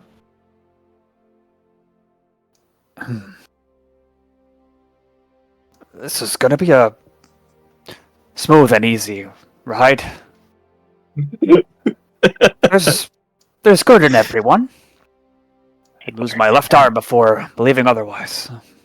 Worse. Well, I want to... Now my turn for a shocking question. Alex, you're... As far as I can tell, you just go where the road takes you, yes? Yeah, pretty much. Let's see, what drove that wanderlust? Just boredom? Just kind of wanted to see what's out there, you know. I see. Well, your skill in summoning is next to none. Is that it? Thanks. Cashmere gives Alex a bit of a close look. Is that really it? I mean, what else would there be?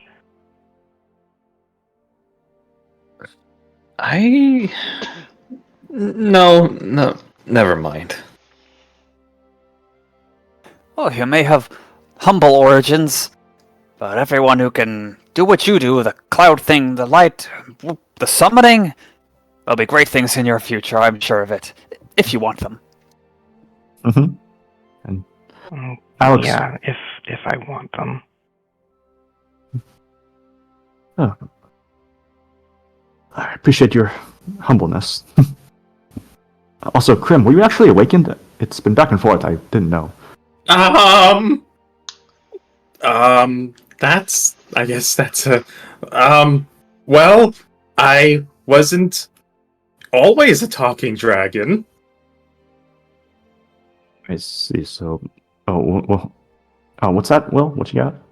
I was going to ask, just to try to, obviously not be too meta about this, like, Tal, would it be some type of, like, sorry to keep on doing, like, not ask for a knowledge roll, but, like, would it be some type of, like, a knowledge roll to try to maybe glean what the story going on with Crim is, or...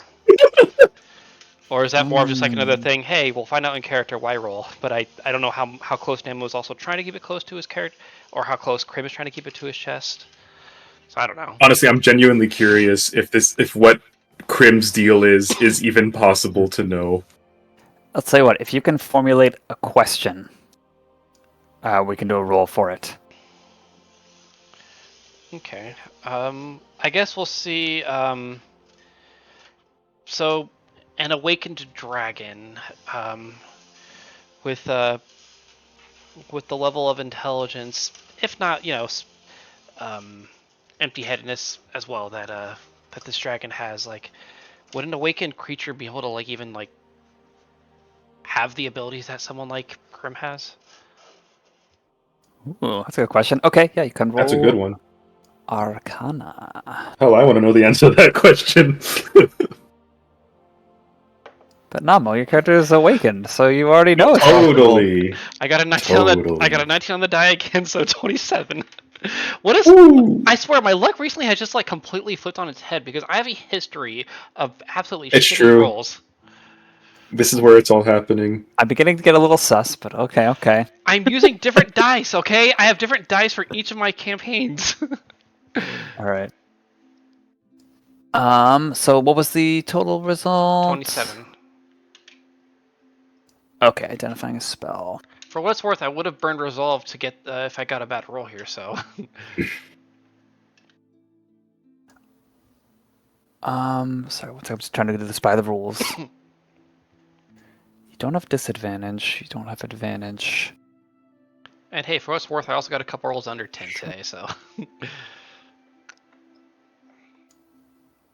Okay.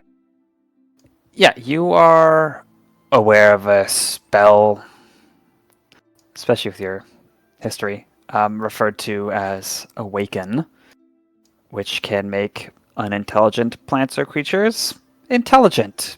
Talk. With time, they might even adopt a proper personality. It could change, gain senses. Yes, it's possible. Could Crim be an awakened dragon?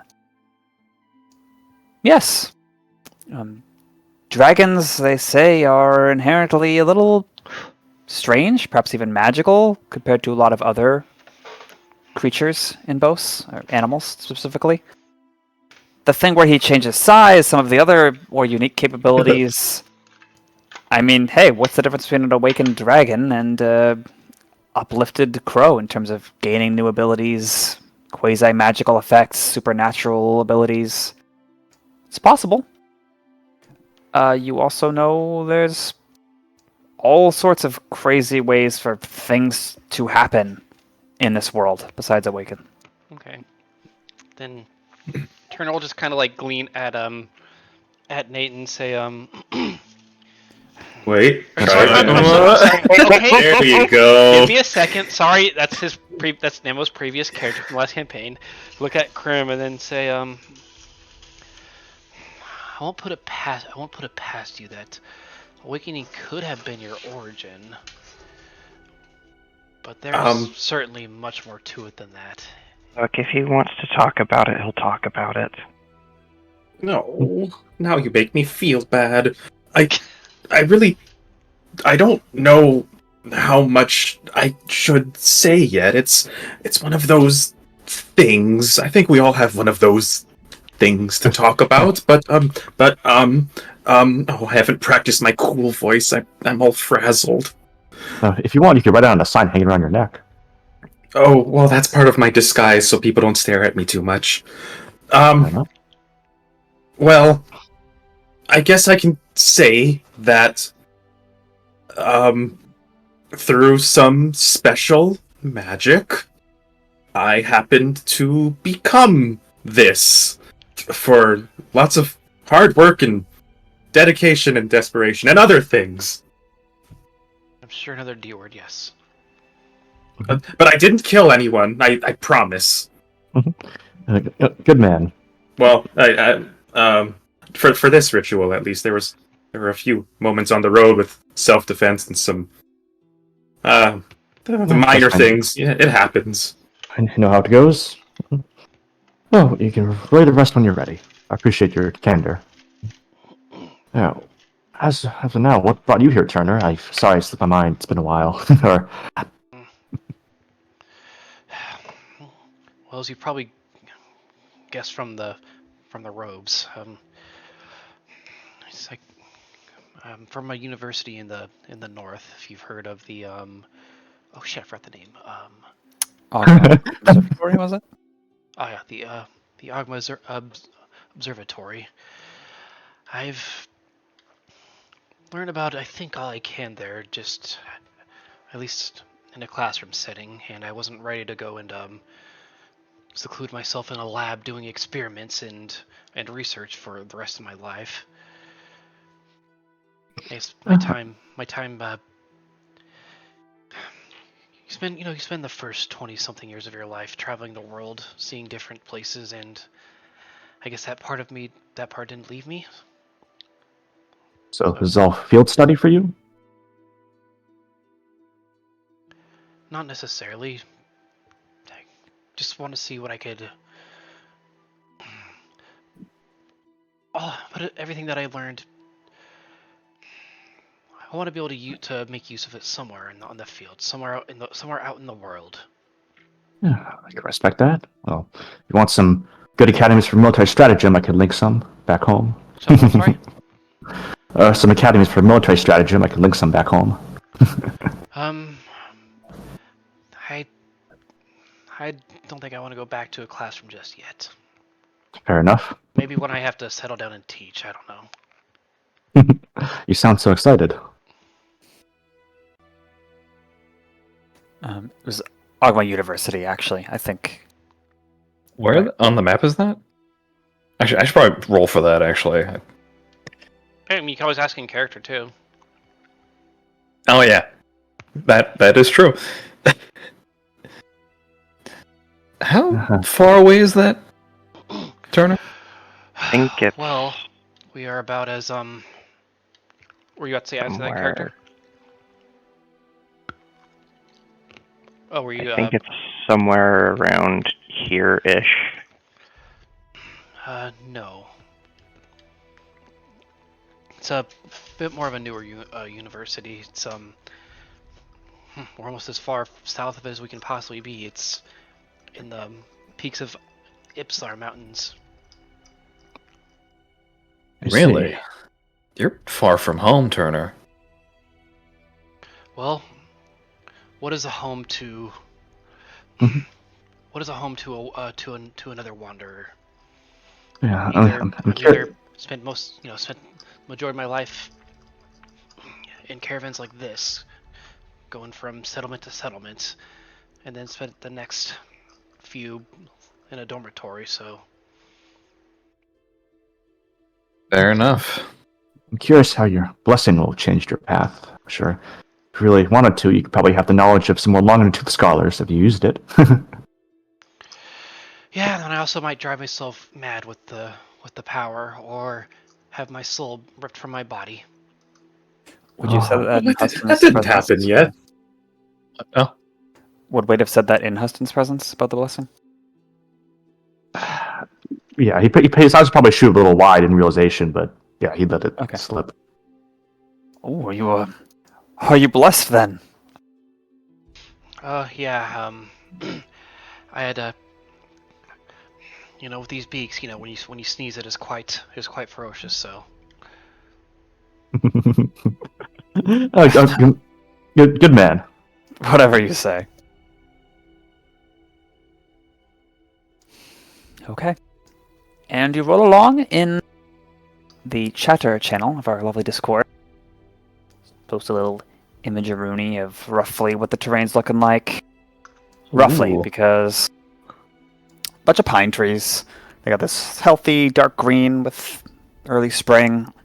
This stalwart brown bark that's textured, much like the hills and canyons to the south before they become the Three Kings Mountains. What state is that? I'm just curious. What state is that? Oregon. Oregon. Okay, I figured.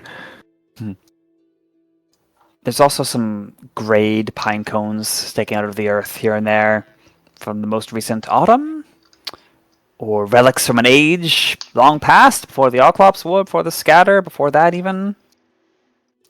But most interesting of all, even apparent this early in your trip, are the fauna, not the flora. I always get those mixed up.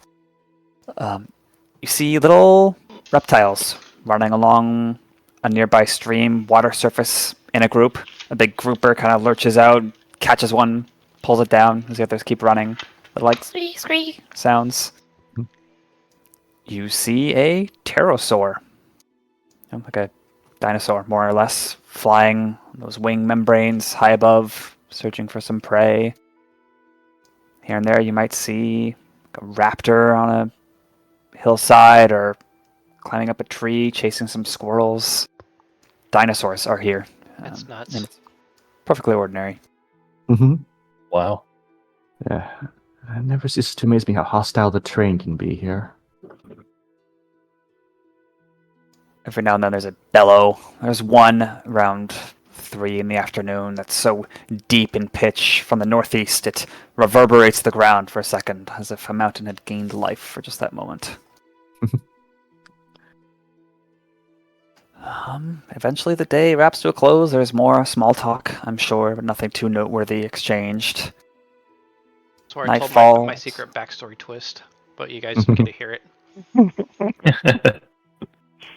Night falls, and Huston gathers you all up, asks if it's even worth doing a watch. He thinks probably so, but he'll leave it to your experience, especially Wade's as the logistics man. Wade would give a vehement yes. Okay. How do you wish to do this? Maybe we should get like a list of everyone's like past perceptions and stuff like that. That's usually good to help to know like who should be doing watches and if anybody can afford to do it alone versus who might want to do it in a pair. I'll just say Turner is not going to do any watches alone because he is like my very first character who has no proficiency at all in perception. Mine's just 12. It's not the best. Cashmere was 15. 16. What was that? What was that? 16. Oh. Crim has dark vision and 9 passive perception. I think It breaks even. It's a wash. Cashmere also has dark vision. Well, good for you. Yeah, don't expect Crim to be... Crim's good at actively looking for things with investigation, but noticing things? We got 6 people, so like half of us can pair up essentially, right? More or less. With Huston? Yeah. Okay, so Cashmere's is what? 15. 15? Fox is 16. I think Turner's is wait. like maybe 11. Wade is 12. Let's put Turner and Crim together, it'd be funny. It'll be fun.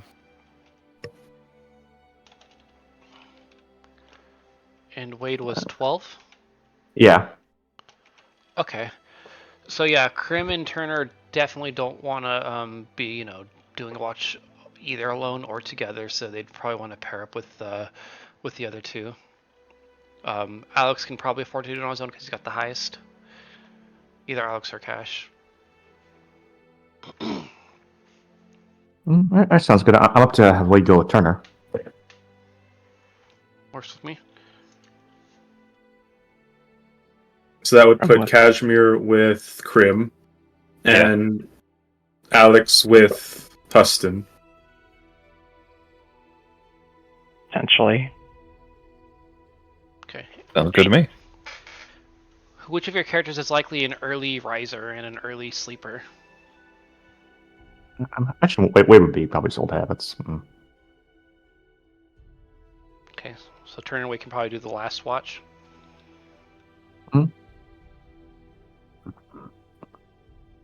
Mine, oh no, Crim's definitely, he's probably kept the habit. He is a late riser, so that means that he would be First watch? first watch. Okay. And then Alex, second watch? Yeah, Cashmere is also kind of a late watch. It depends. A late riser or late watch? Late riser. My bad. Okay. Words, Cashmere and Crim work together well then. Who has dark vision? Cashmere and Crim. Well, you know what? That's great, because it's already dark. It's Okay. always dark. So Cashmere and Crim, then Alex, and I suppose Huston, and then Wade and Turner? Okay, I Yes. have it in character documentation. Okay, but we need 4. Oh yeah, we Do do we need need 4 watches, right? It's 2 hours. I thought it was like usually like 3 hours, 3 hours, 3 hours. No, it has to, because of the way long resting works. Can't you just wake up later so there's enough time for everyone to get a long rest? That's true. Guess you Because could. yeah, we have to have like 8 hours of light activity. Like 8 hours of marching, 8 hours of light activity, 8 hours of sleeping, so Well, 6 hours of sleep. you know what I mean. So yeah, I mean, yeah, that'd be 6 hours of sleep for each person there. I mean, that's Okay. gonna fucking suck. Like in real life. Yeah, if they're 3 hour watches, then yeah. I think it'll Works work for me. out. Okay, let me jot numbers down. Okay. Guess I could just use that. So yeah, the third watch will be the weakest one, but hey, what can you do? Powers will be combined. Okay. And as the other guards will join you for this. As the night wraps down and... sorry, what am I saying? Huston cooks dinner for you all. It's pretty good. It's some sort of stew, a little too salty, but the beans and something springy and vegetable-y in there that's green tastes pretty good. It's flavorful despite all that. There's plenty to go around. Good man. Yeah, it beats hardtack and salted pork. How do you all wish to sleep? Keeping in mind that there are various wagons, trees you could utilize. Darner would probably just go to one of the wagon sleeping quarters. It feels just Yeah, like, he's probably used to that, even if it's been a while. Okay, yeah, one of the wagons could be used for that. Cover it up, provide a little insulation. I think Wade would suggest we form a little like old west wagon fort and just like sleep in the middle. Like wagons, fire, and then people around the fire? Yeah. Okay. I have a tent that can hold 2. Oh, nice. Good. Yeah. I don't know if I have one of those. I should have. God. Yeah. Why? I mean, we could like if we have a wagon, we could have bought a bunch before we left. Yeah. We also have wagons, so... Yeah, true. I got you. Crim is basically... Crim seems like, when he has the choice, Crim seems quite partial to sleeping outside, as long as it's not raining or anything uncomfortable. So he's basically guard dragon, I think even if he's asleep for most of it.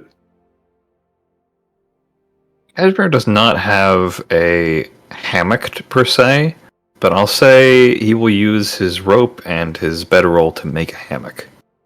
If that works. Yeah. Cool.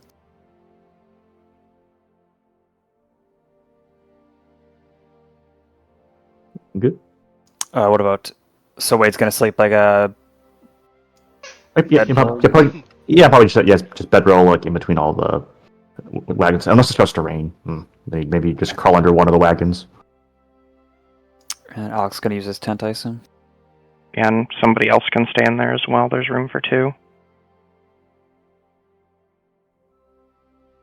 Maybe one of the guards if nobody else. Please, I'm very lonely.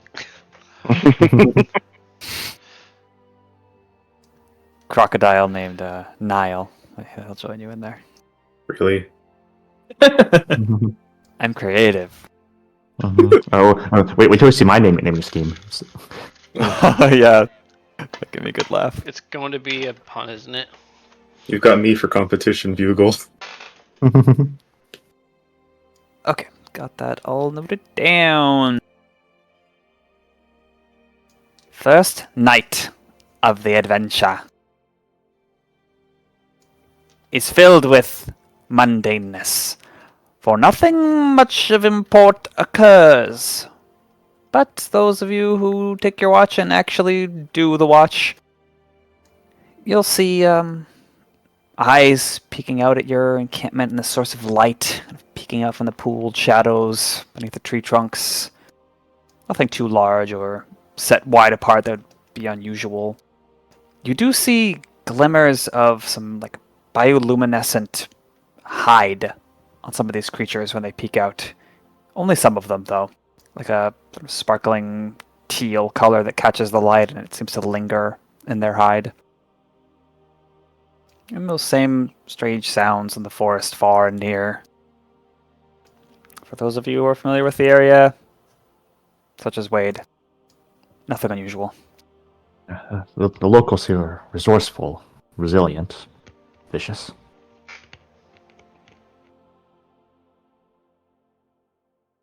Alright. And because it's the first night and morning of the campaign, as you wake up, getting your long rest, ready for the next day, any certain... Oh? Actually, during Cashmere's watch with Crim, I'd like to have a quick thing. Okay. Sure. Okay.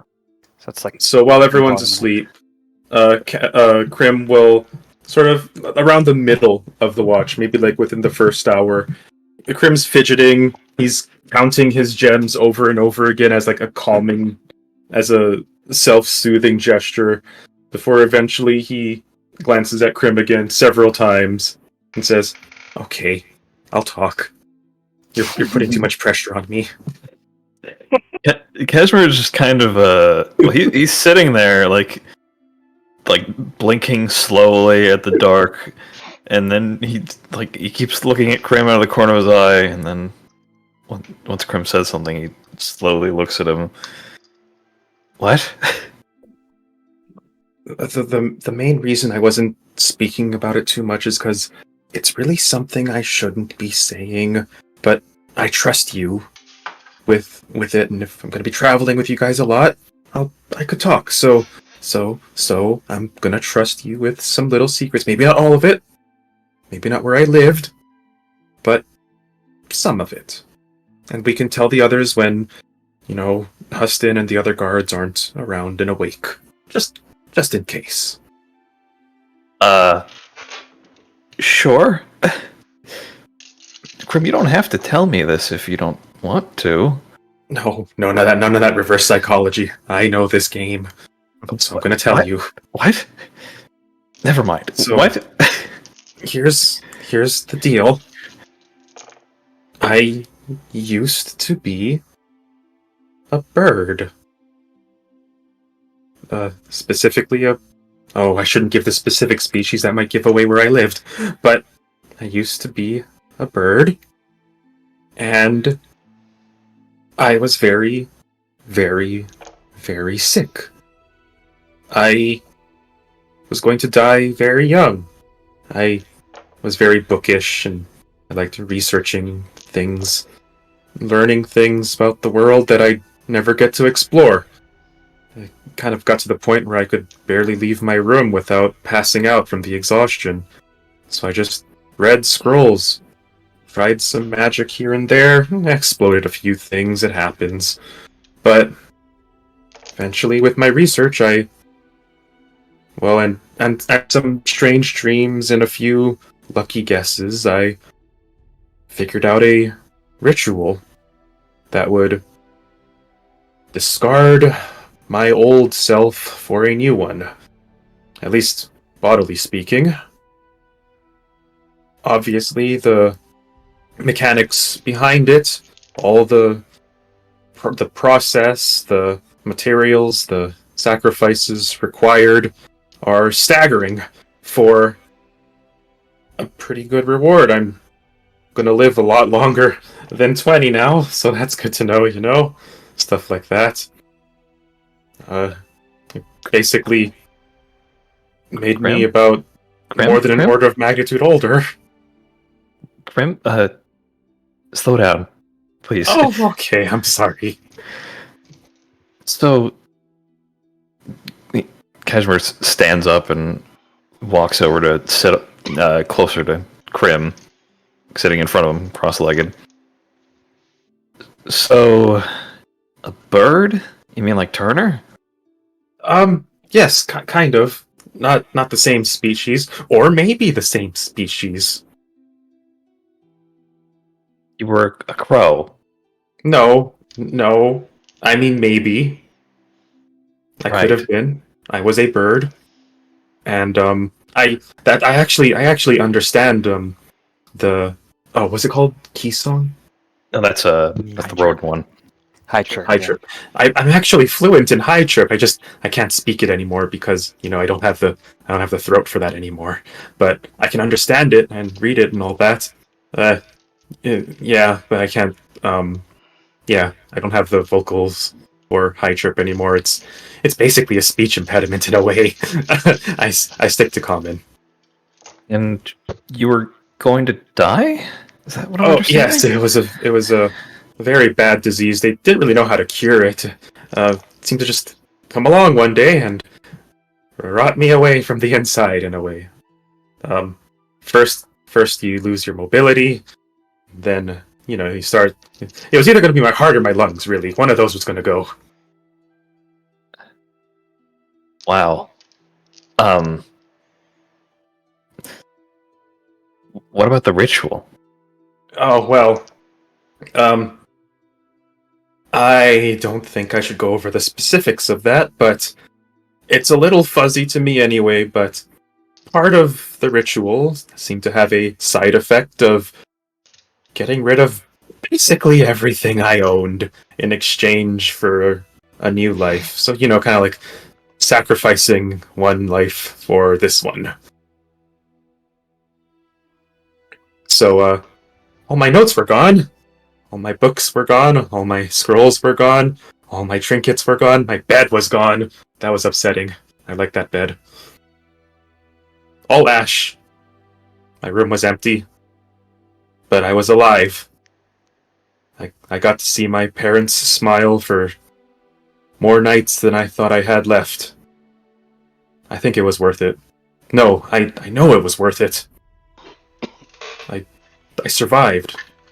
And I got to see the world. That's why I'm out here now. I just wanted to see what I've been reading about all that time, thinking I'd never see it. But now I can. Oh, I'm rambling. Sorry. That's all. That's all. I just, the ritual becoming a dragon, kind of attractive for bad people, mostly because most of the notes I found of it were in Infernal, but that's another story for another time. Well, I'm glad you're here now then, I guess. I'll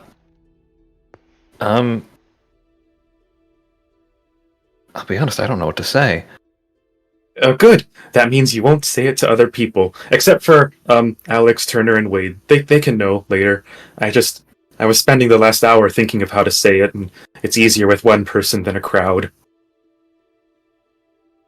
Well, I'll keep your secret then, if you want. Oh no, we can tell them just when the guards aren't awake, and just in case they want to become a dragon, but it's evil. The dragons can be good and evil. I read stories like that. Right. No one's gonna come after us knowing that, are they? I don't think so. The only ones who really know about it otherwise would be my home village, and they're very supportive on my way out. The librarian actually gave me my first book to start my collection. I still keep that one. There's a big debate about whether I'd wear pants this way or the other way, but eventually it just didn't work out, so I just, didn't really need it anyway. Yeah, you're not wearing any clothes at all. I noticed. The scales kind of do that work for me. Uh-huh. Some quadrupedal, silvery creature that looks sort of like Crim in another life, just investigates the firelight a little bit for running away. Also pantless. Wow. Glad you had to specify that. No monster. Once we enter weird, we're gonna start finding random feral animals that are wearing pants. I forgot that was a place for a second. Yeah, sometimes do too. Anyway, Cashmere watches this creature for a moment before looking back to Crim. Well, I suppose it's only fair to return the favor, at least a little bit. Though, this will be between us. It's Okay. a little different. It's a little different, okay? Okay. Listen, that other rabbit, he was my dad.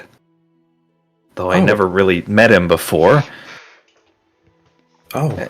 And, I don't know. I just came here because somebody told me to come look for him. And then I didn't learn anything new, really. Kind of. I mean... You learned that he existed? Well, yeah. I knew he existed. I just didn't know why he left. Oh. I'm sorry. I don't I don't know about that kind of loss. I've only read about it. Oh, it's not a loss. I mean, I've never met him. How can it be a loss if I've never met him? He left before you were even born. Yeah. Oh, poor mother, then. Oh, she never even mentioned him. I don't think she cared either. Oh. It's strange. I didn't really feel anything. I think he did, but I didn't feel anything. Probably just think of something else more, really. But... And then he shrugs. Did you I don't want know to where tell I'm... him anything? I don't know what I would tell him. If someone sent you to find him, what do you think they wanted you to say? They just wanted to... It was my uncle, you see, Bryony. He just wanted to tell Carl, my father, daddy, whatever word you want to use. Wanted to tell him he was okay. And I did, I think. Wait, did I? Well, I might have forgot. Anyway. I think you did. Well, it's behind me now, and we're moving on to somewhere else. I don't know where. Well, that's good. Hey, if you ever need, parental figures, maybe I could say you're my brother if we ever go to my town or something. Cashmere looks at Crim. He has his mouth open. He's going to say something, and then he closes it. Thanks, Crim. You're welcome. I'm glad to help a little bit. I know that... Well, I don't know that, but I can only imagine that it must be hard. Maybe not now, but... I don't know. If you ever feel like you need something... we're a team now, right? Kind of. For now. For now. But I guess we are closer than a little bit more than before. So there's that. Okay, well, I feel like it's a little better now. There's less weight on me. Maybe it helps for you too. Right. We should probably pay attention to our watch. Actually, I'm gonna go wander around a bit. You sit tight. Okay, be careful. And Cashmere... He kind of mumbles to himself, no time rewinds this time if you die. Kind of waves him off as he walks away. And then he leaves for an hour before the next watch. Well. Always wandering. Never comes back. Just kidding. See, he always want to switch characters. That's all I got, though. I wanted to at least get that out there in a way that's a little more opportune than with Huston listening in and stuff like that. And shall we say over the next few days of travel, this information disseminates to the other folks here? Yeah, that sounds fair. Easily. Okay. The morning arrives in True. It's another easy morning of traveling. This day is a bit more sunny. There's fish, there's birds, there's wildlife aplenty, and lots and lots and lots and lots of trees. Day passes, night comes, and so it goes on this leg of the journey. Till about 5 days? Yeah, it's gotta be 5 days. You near Valandria, and so too do you near the border of Masozu. In the chatter channel of our lovely Discord server is another image, almost like a gateway, either out of Masozu or into Masozu, this region. The trees shift. There's ones that look more like this. Older, like old man trees, if the old trees weren't... The trees you've been seeing thus far weren't considered old, which it definitely would be. just a neat little shift. And then you only experience that for half an hour or so before you start seeing more deciduous trees, oaks, maples, no longer in a pine forest. Somehow feels a little lower altitude. You aren't seeing as much fog. The air doesn't feel so wet anymore. Now you're in more of a typical spring forest that you might find in a fairy tale or, I don't know, New Jersey. That's a very stark contrast. There's a curious beauty to this place most of the time. Rains these- too much. And these trees seem to be more in like the Mamelon forest area than the Mesuzo. Yes. You talking about these trees as in... The ones that you just posted, like they're starting to become more prevalent in that area, or is it just kind of like on the border specifically? Right here on the border, I'll ping. Okay. Then they're gone. Interesting. Any morning preparations, spell casting, any rituals of significance to your characters, magical or otherwise, that we should know you're doing? What would Huston see of your habits in the mornings or through the day, I suppose? Are we still next to the river? Yeah, you pass streams every now and then. Periodically, Alex will pull out this pole and,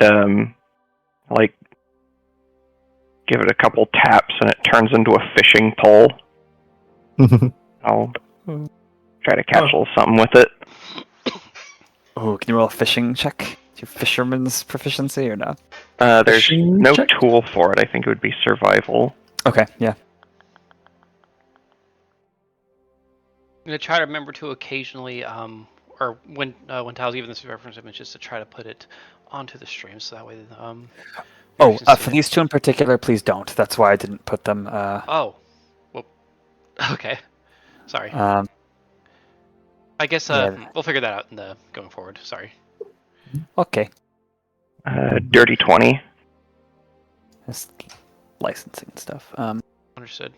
Dirty 20. Okay. You catch any sort of fish you like in real life?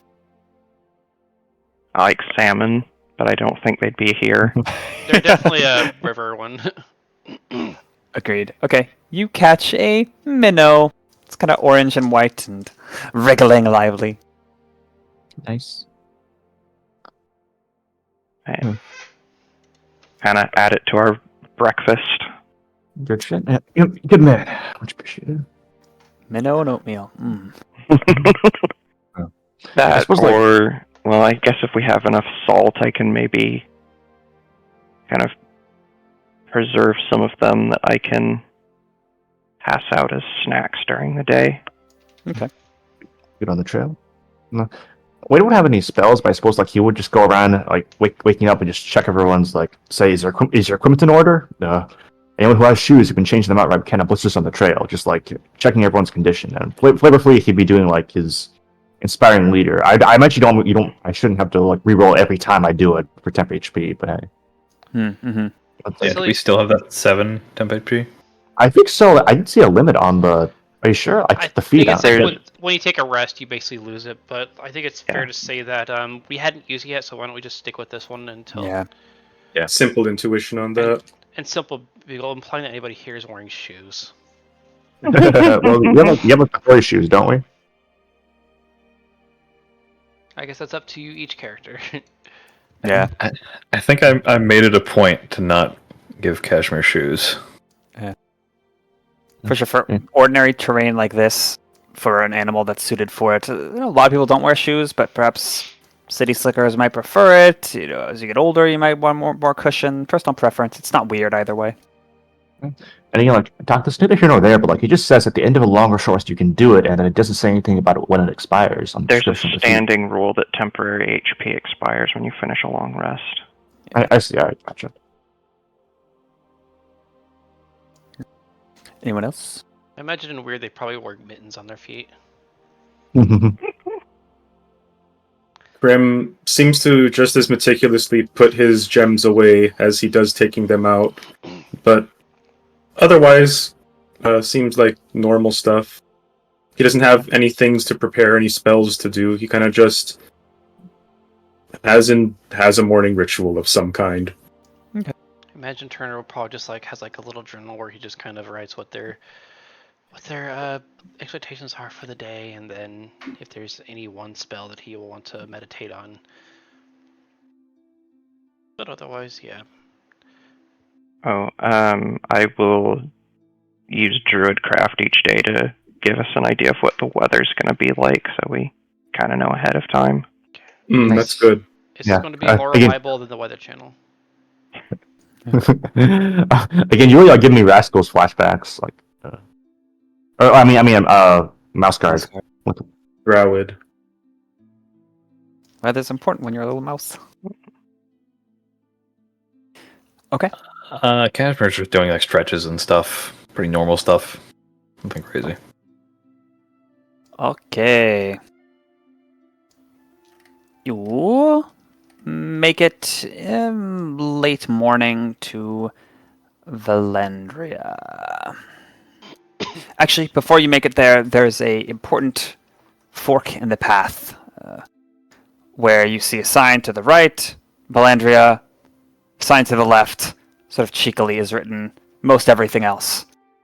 And Huston says, the contingent that's planning to stay in the Mamelon region, Misodzu region, is going to go to Valandria.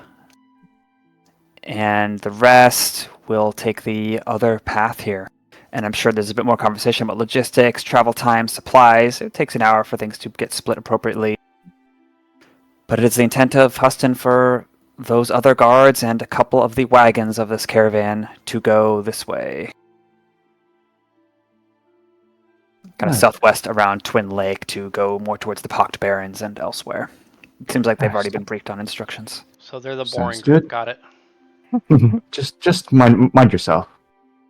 Careful on these parts. Wade switch out of his uniform.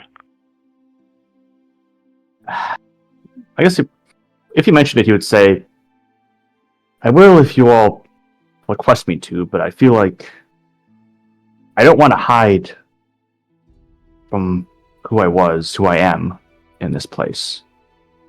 I have to face it, so be it. We're kind of trying to sell stuff here. If you create an image of something that people are going to associate with bad times, that's probably going to hurt our chances.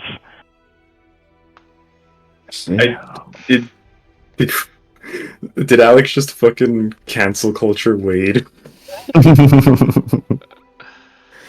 Well, it could help. That's not the intent. He's just being capitalistic here, that's all. Oh my god. It would help dealing with the Mamelon residents, but fair enough. All right. Yeah, and a bit. Oh, what's up? How about for Valandria, at least? If you If really want to get flogged, we can always do that after we're done here. you don't mince words. I appreciate it. And a bit remorsefully, he'll take his cap off and swap into another collared shirt with a different color over it and such. And just get into his civvies, as they say. Somehow you feel a small stab of guilt when you do this, Wade. Something that can be brushed aside. Mm-hmm. All right, let's get this done. Valandria. Music, please. Thank you, DJ. It's me. Oh. As your main contingent of wagons, yourselves and just Huston now, pull up to Valandria, you witness a lovely town. Perhaps calling it town is too quaint, too simple, but it's not really a city either. Valandria is, they call it, Spin Town, as you'll see advertised on some shops and food places. What strikes you the most is how many darn spinning things there are. As you approach it, you'll see river has a big water wheel attached to a mill or production facility of some kind. You see on the river surface some people in pedal boats with spinning things to propel them rather than any oars. You see weather vanes, and there's a breeze to power those. But lots of things in motion in this place. Nothing especially technological, but they spin. It's a spin time. Yeah, it's a wonderful culture, this place. About 85% or so of people you'll see here are mammals. Got your foxes, your squirrels, your moles, some fish too, trout, birds, wrens, jays, forest creatures. You also see some reptiles, dinosaurs even, and people from other places too, like yourselves. Travelers aplenty.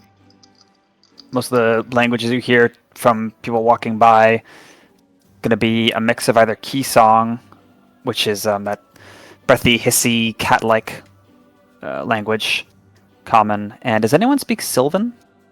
Yes, actually. Okay. Huh. Usually hear some words of Sylvan, Burrower as well. But what catches your attention the most as you arrive is there's another wagon that happens to be traveling, and at the same time it's drawn by one uplifted elk walking abreast of two feral elks on either side. And as he stops at the entrance, he kind of unharnesses himself and lets out people from, I guess it's a carriage, not a wagon. And 4 people rush out past the stables. One of them is eagerly saying, "Where is he? Where is he? Where is he?" And one older woman is like, "Hold down. Look for a line of people. Or a festival. I don't know. Don't get lost. Let's go." Are they like And kids or something? One's a kid, the other person maybe mother. And then 2 more, one escorting the other who looks older in age.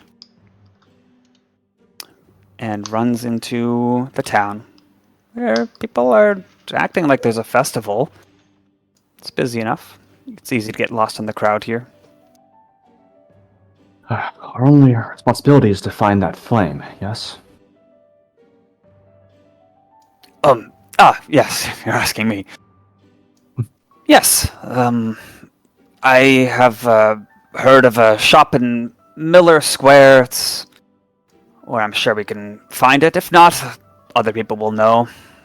They'll have to deal with this sort of thing heading into Masozu, and this is a bit of a gateway into Masozu. Of course, yeah. It feels smaller now. Alright, let's find it. Yeah, okay. Like, would Wade recognize, like, remember this store, or... I'm going to say that Wade has not spent much time here at all.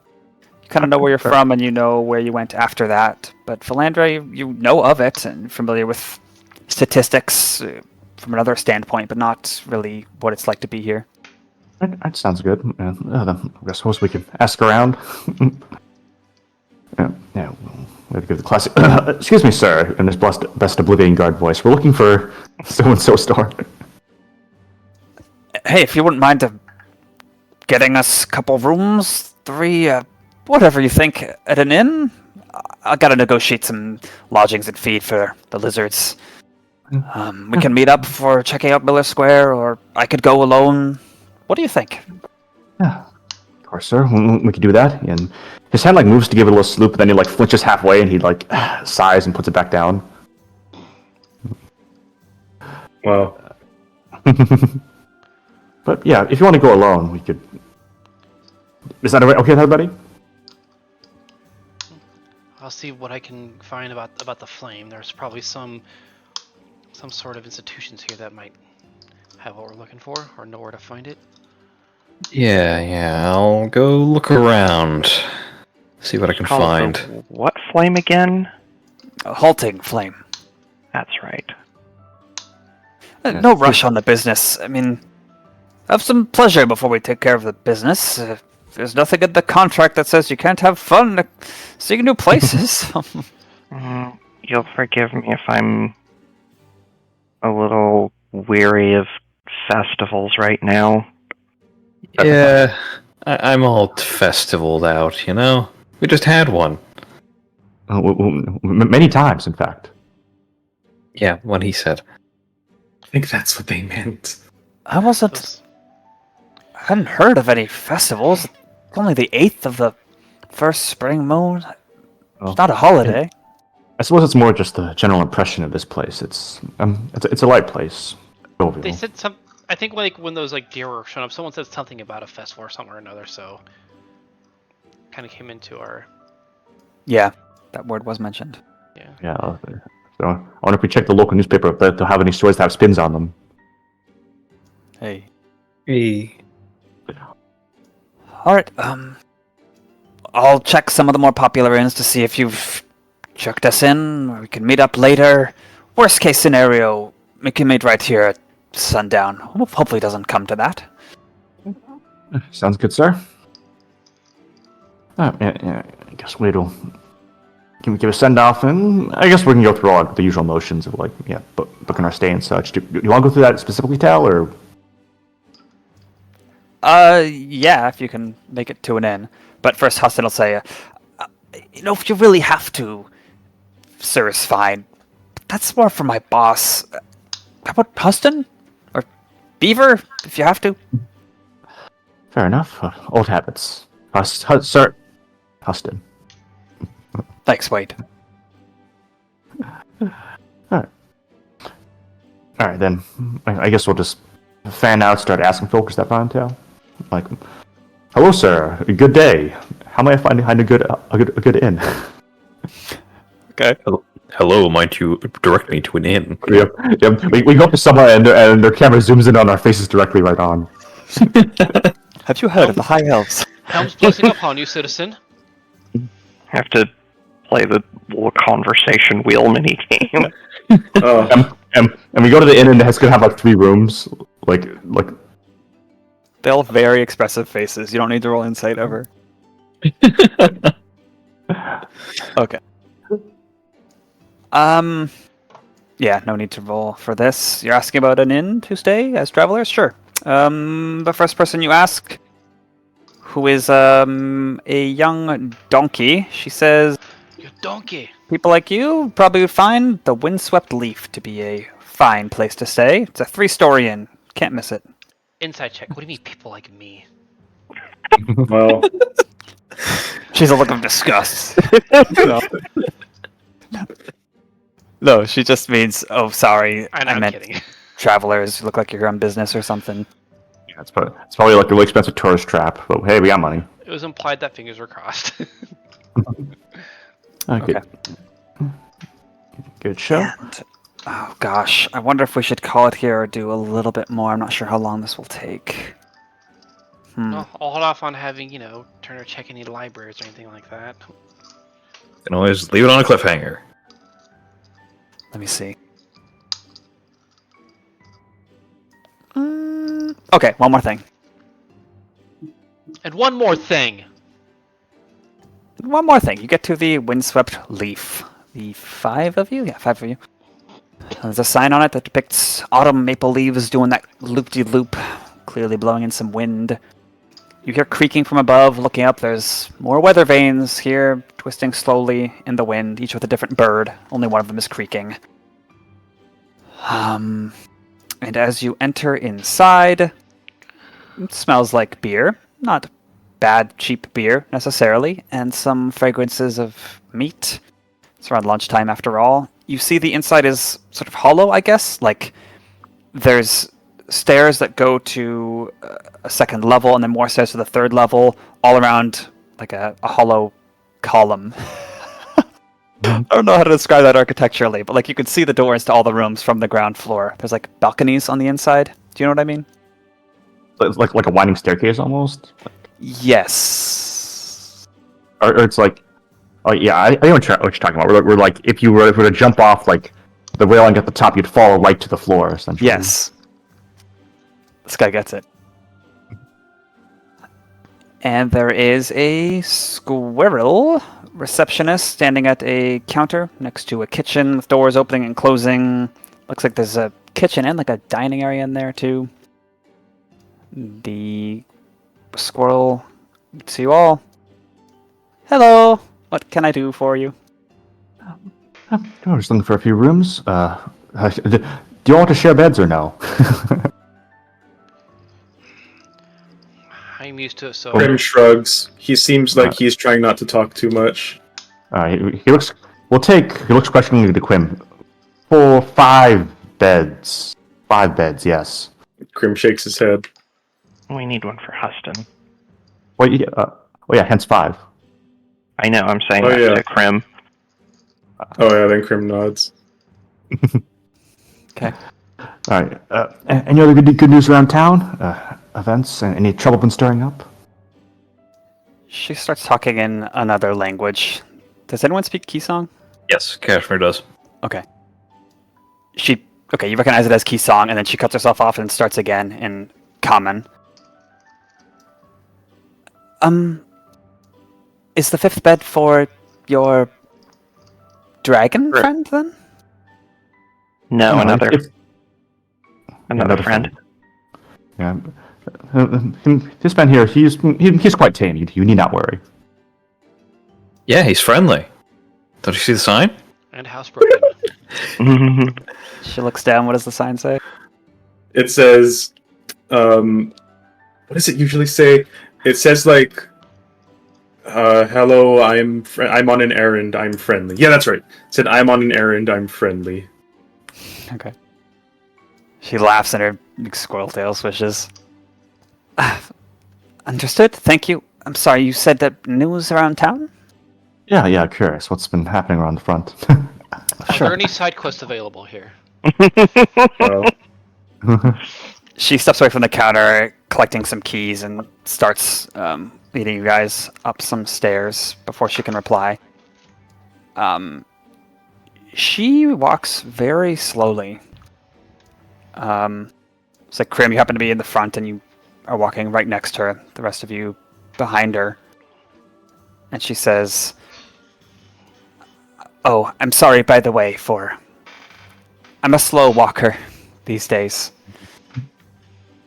And I would like anyone proficient in medicine to make a medicine check, please."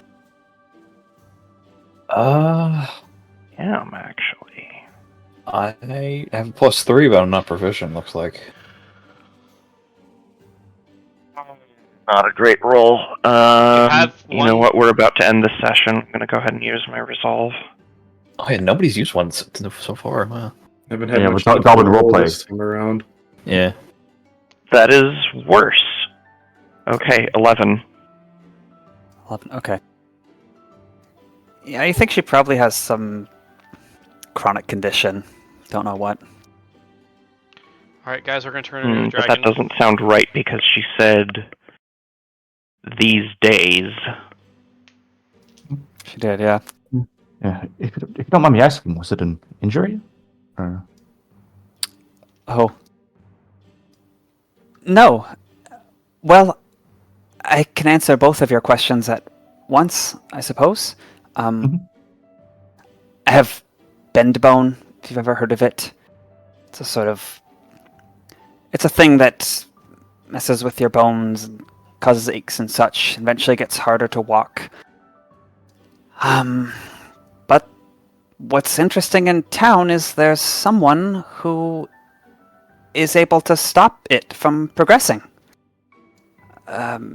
It's sort of a very new phenomenon, only been happening a few days. He just got set up in this church, and people are bringing everyone and their grandmas to visit him because he sort of touches them, and they won't get any worse. It's like he's sort of freezing their health is the main effect, as he explained it. Let's see, a holy man? Or, Which sorry. deity? They're calling him Talona's Chosen? I'm not sure if he's a religious man himself, but if he's not, he sure should be. He's a miracle worker. Obligatory check on that religion roll? Yeah. Okay, I am proficient. So do we show his full name or? Maybe with regards to, I'm sorry, I go. Yeah. Okay. With regards to, as what Crim had very recently expounded upon, does this disease sound familiar to him at all? Why don't you can give me a medicine check too, then, please, since you're thinking about it, even if you aren't proficient. Okay. I use my resolve to turn that 2 on the die to a 16, so 22. It's 4 minutes left. I may as well turn this resolve, even though I rolled okay. I rolled exactly 1 better. 11. Okay. No, it does not sound familiar. You've heard of bend bone, but you don't really know. It's sort of like, oh, what exactly does spina bifida do? Layman might have heard of it, you know. So, are you simply waiting for a spot in line then? I'm sorry, let me resolve the other check too, real quick. Oh yeah. What'd you get, Turner? 22. 22. My Hey, goodness. I used my resolve this time. Talona is a deity sometimes called the Lady of Poison or the Mistress of Disease. Not particularly known to be a good sort of deity, but if you wanted to feel better about having a disease or wish to be spared from one, you would ask her for help. How long ago? She's often depicted as a goat, a sickly and thin-looking one. Okay. Turner will ask how long ago did this phenomenon start? Oh, I want to say, she says as she takes small steps intentionally. 1, 2, 1, 2. 3 days ago. I'd have to check my ledger. That's how I remember things. The guest ledger. And this disease is... Oh, it's not the specific disease that he's treating, it's diseases in general. Yes, all of them. There's probably a lion out the church at this point. But you only... Really? And the bend bone you've had for only 4 days, or for longer than that? Bend bone, I got it when I was 22, 24 now. It started small. Fortunately, I've already been touched by him. This is as bad as it's going to get.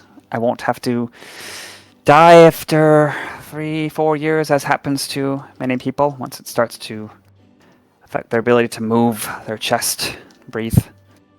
And it doesn't cure it? It just freezes it. Crim seems very lost in thought at the moment. He's thinking about something else that you can probably easily deduce. She starts to explain further, having kind of stopped to give you all her full attention. We can continue the conversation next time. Hey. I'm adding this up to the notes now. What was the name of the god? Talona, so like a talon, but with an extra A at the end. And next session we get to kill stuff. You One will- thing I did want to do, because I was going to wait until we were in the room, and I want to bring it up now before I forget. I wanted to know if there is any way using primal magic to do anything similar to what she mentioned. Primal magic. Curing or halting diseases.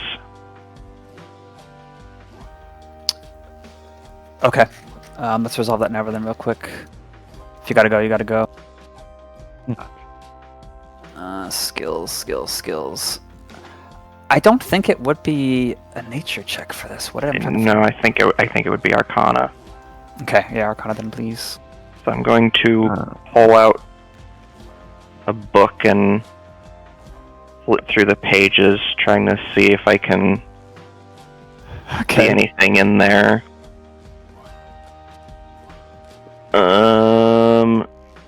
18. 18. You're not aware of any primal-themed magic that would, as she describes it at least, sort of stop a disease's progression without reversing it or changing it. Maybe something very powerful and less known. Something you think is common. Could I speak OC, what I think? So, I'm calling it right here. I think this guy, he's got another time blessing. Like same as Turtle. We shall see. But not next week, because next week is the holidays. Yeah. And we won't have a session. Grimace. Grimace! Crim. Oh, I get it. You already made that joke just now. Mm-hmm.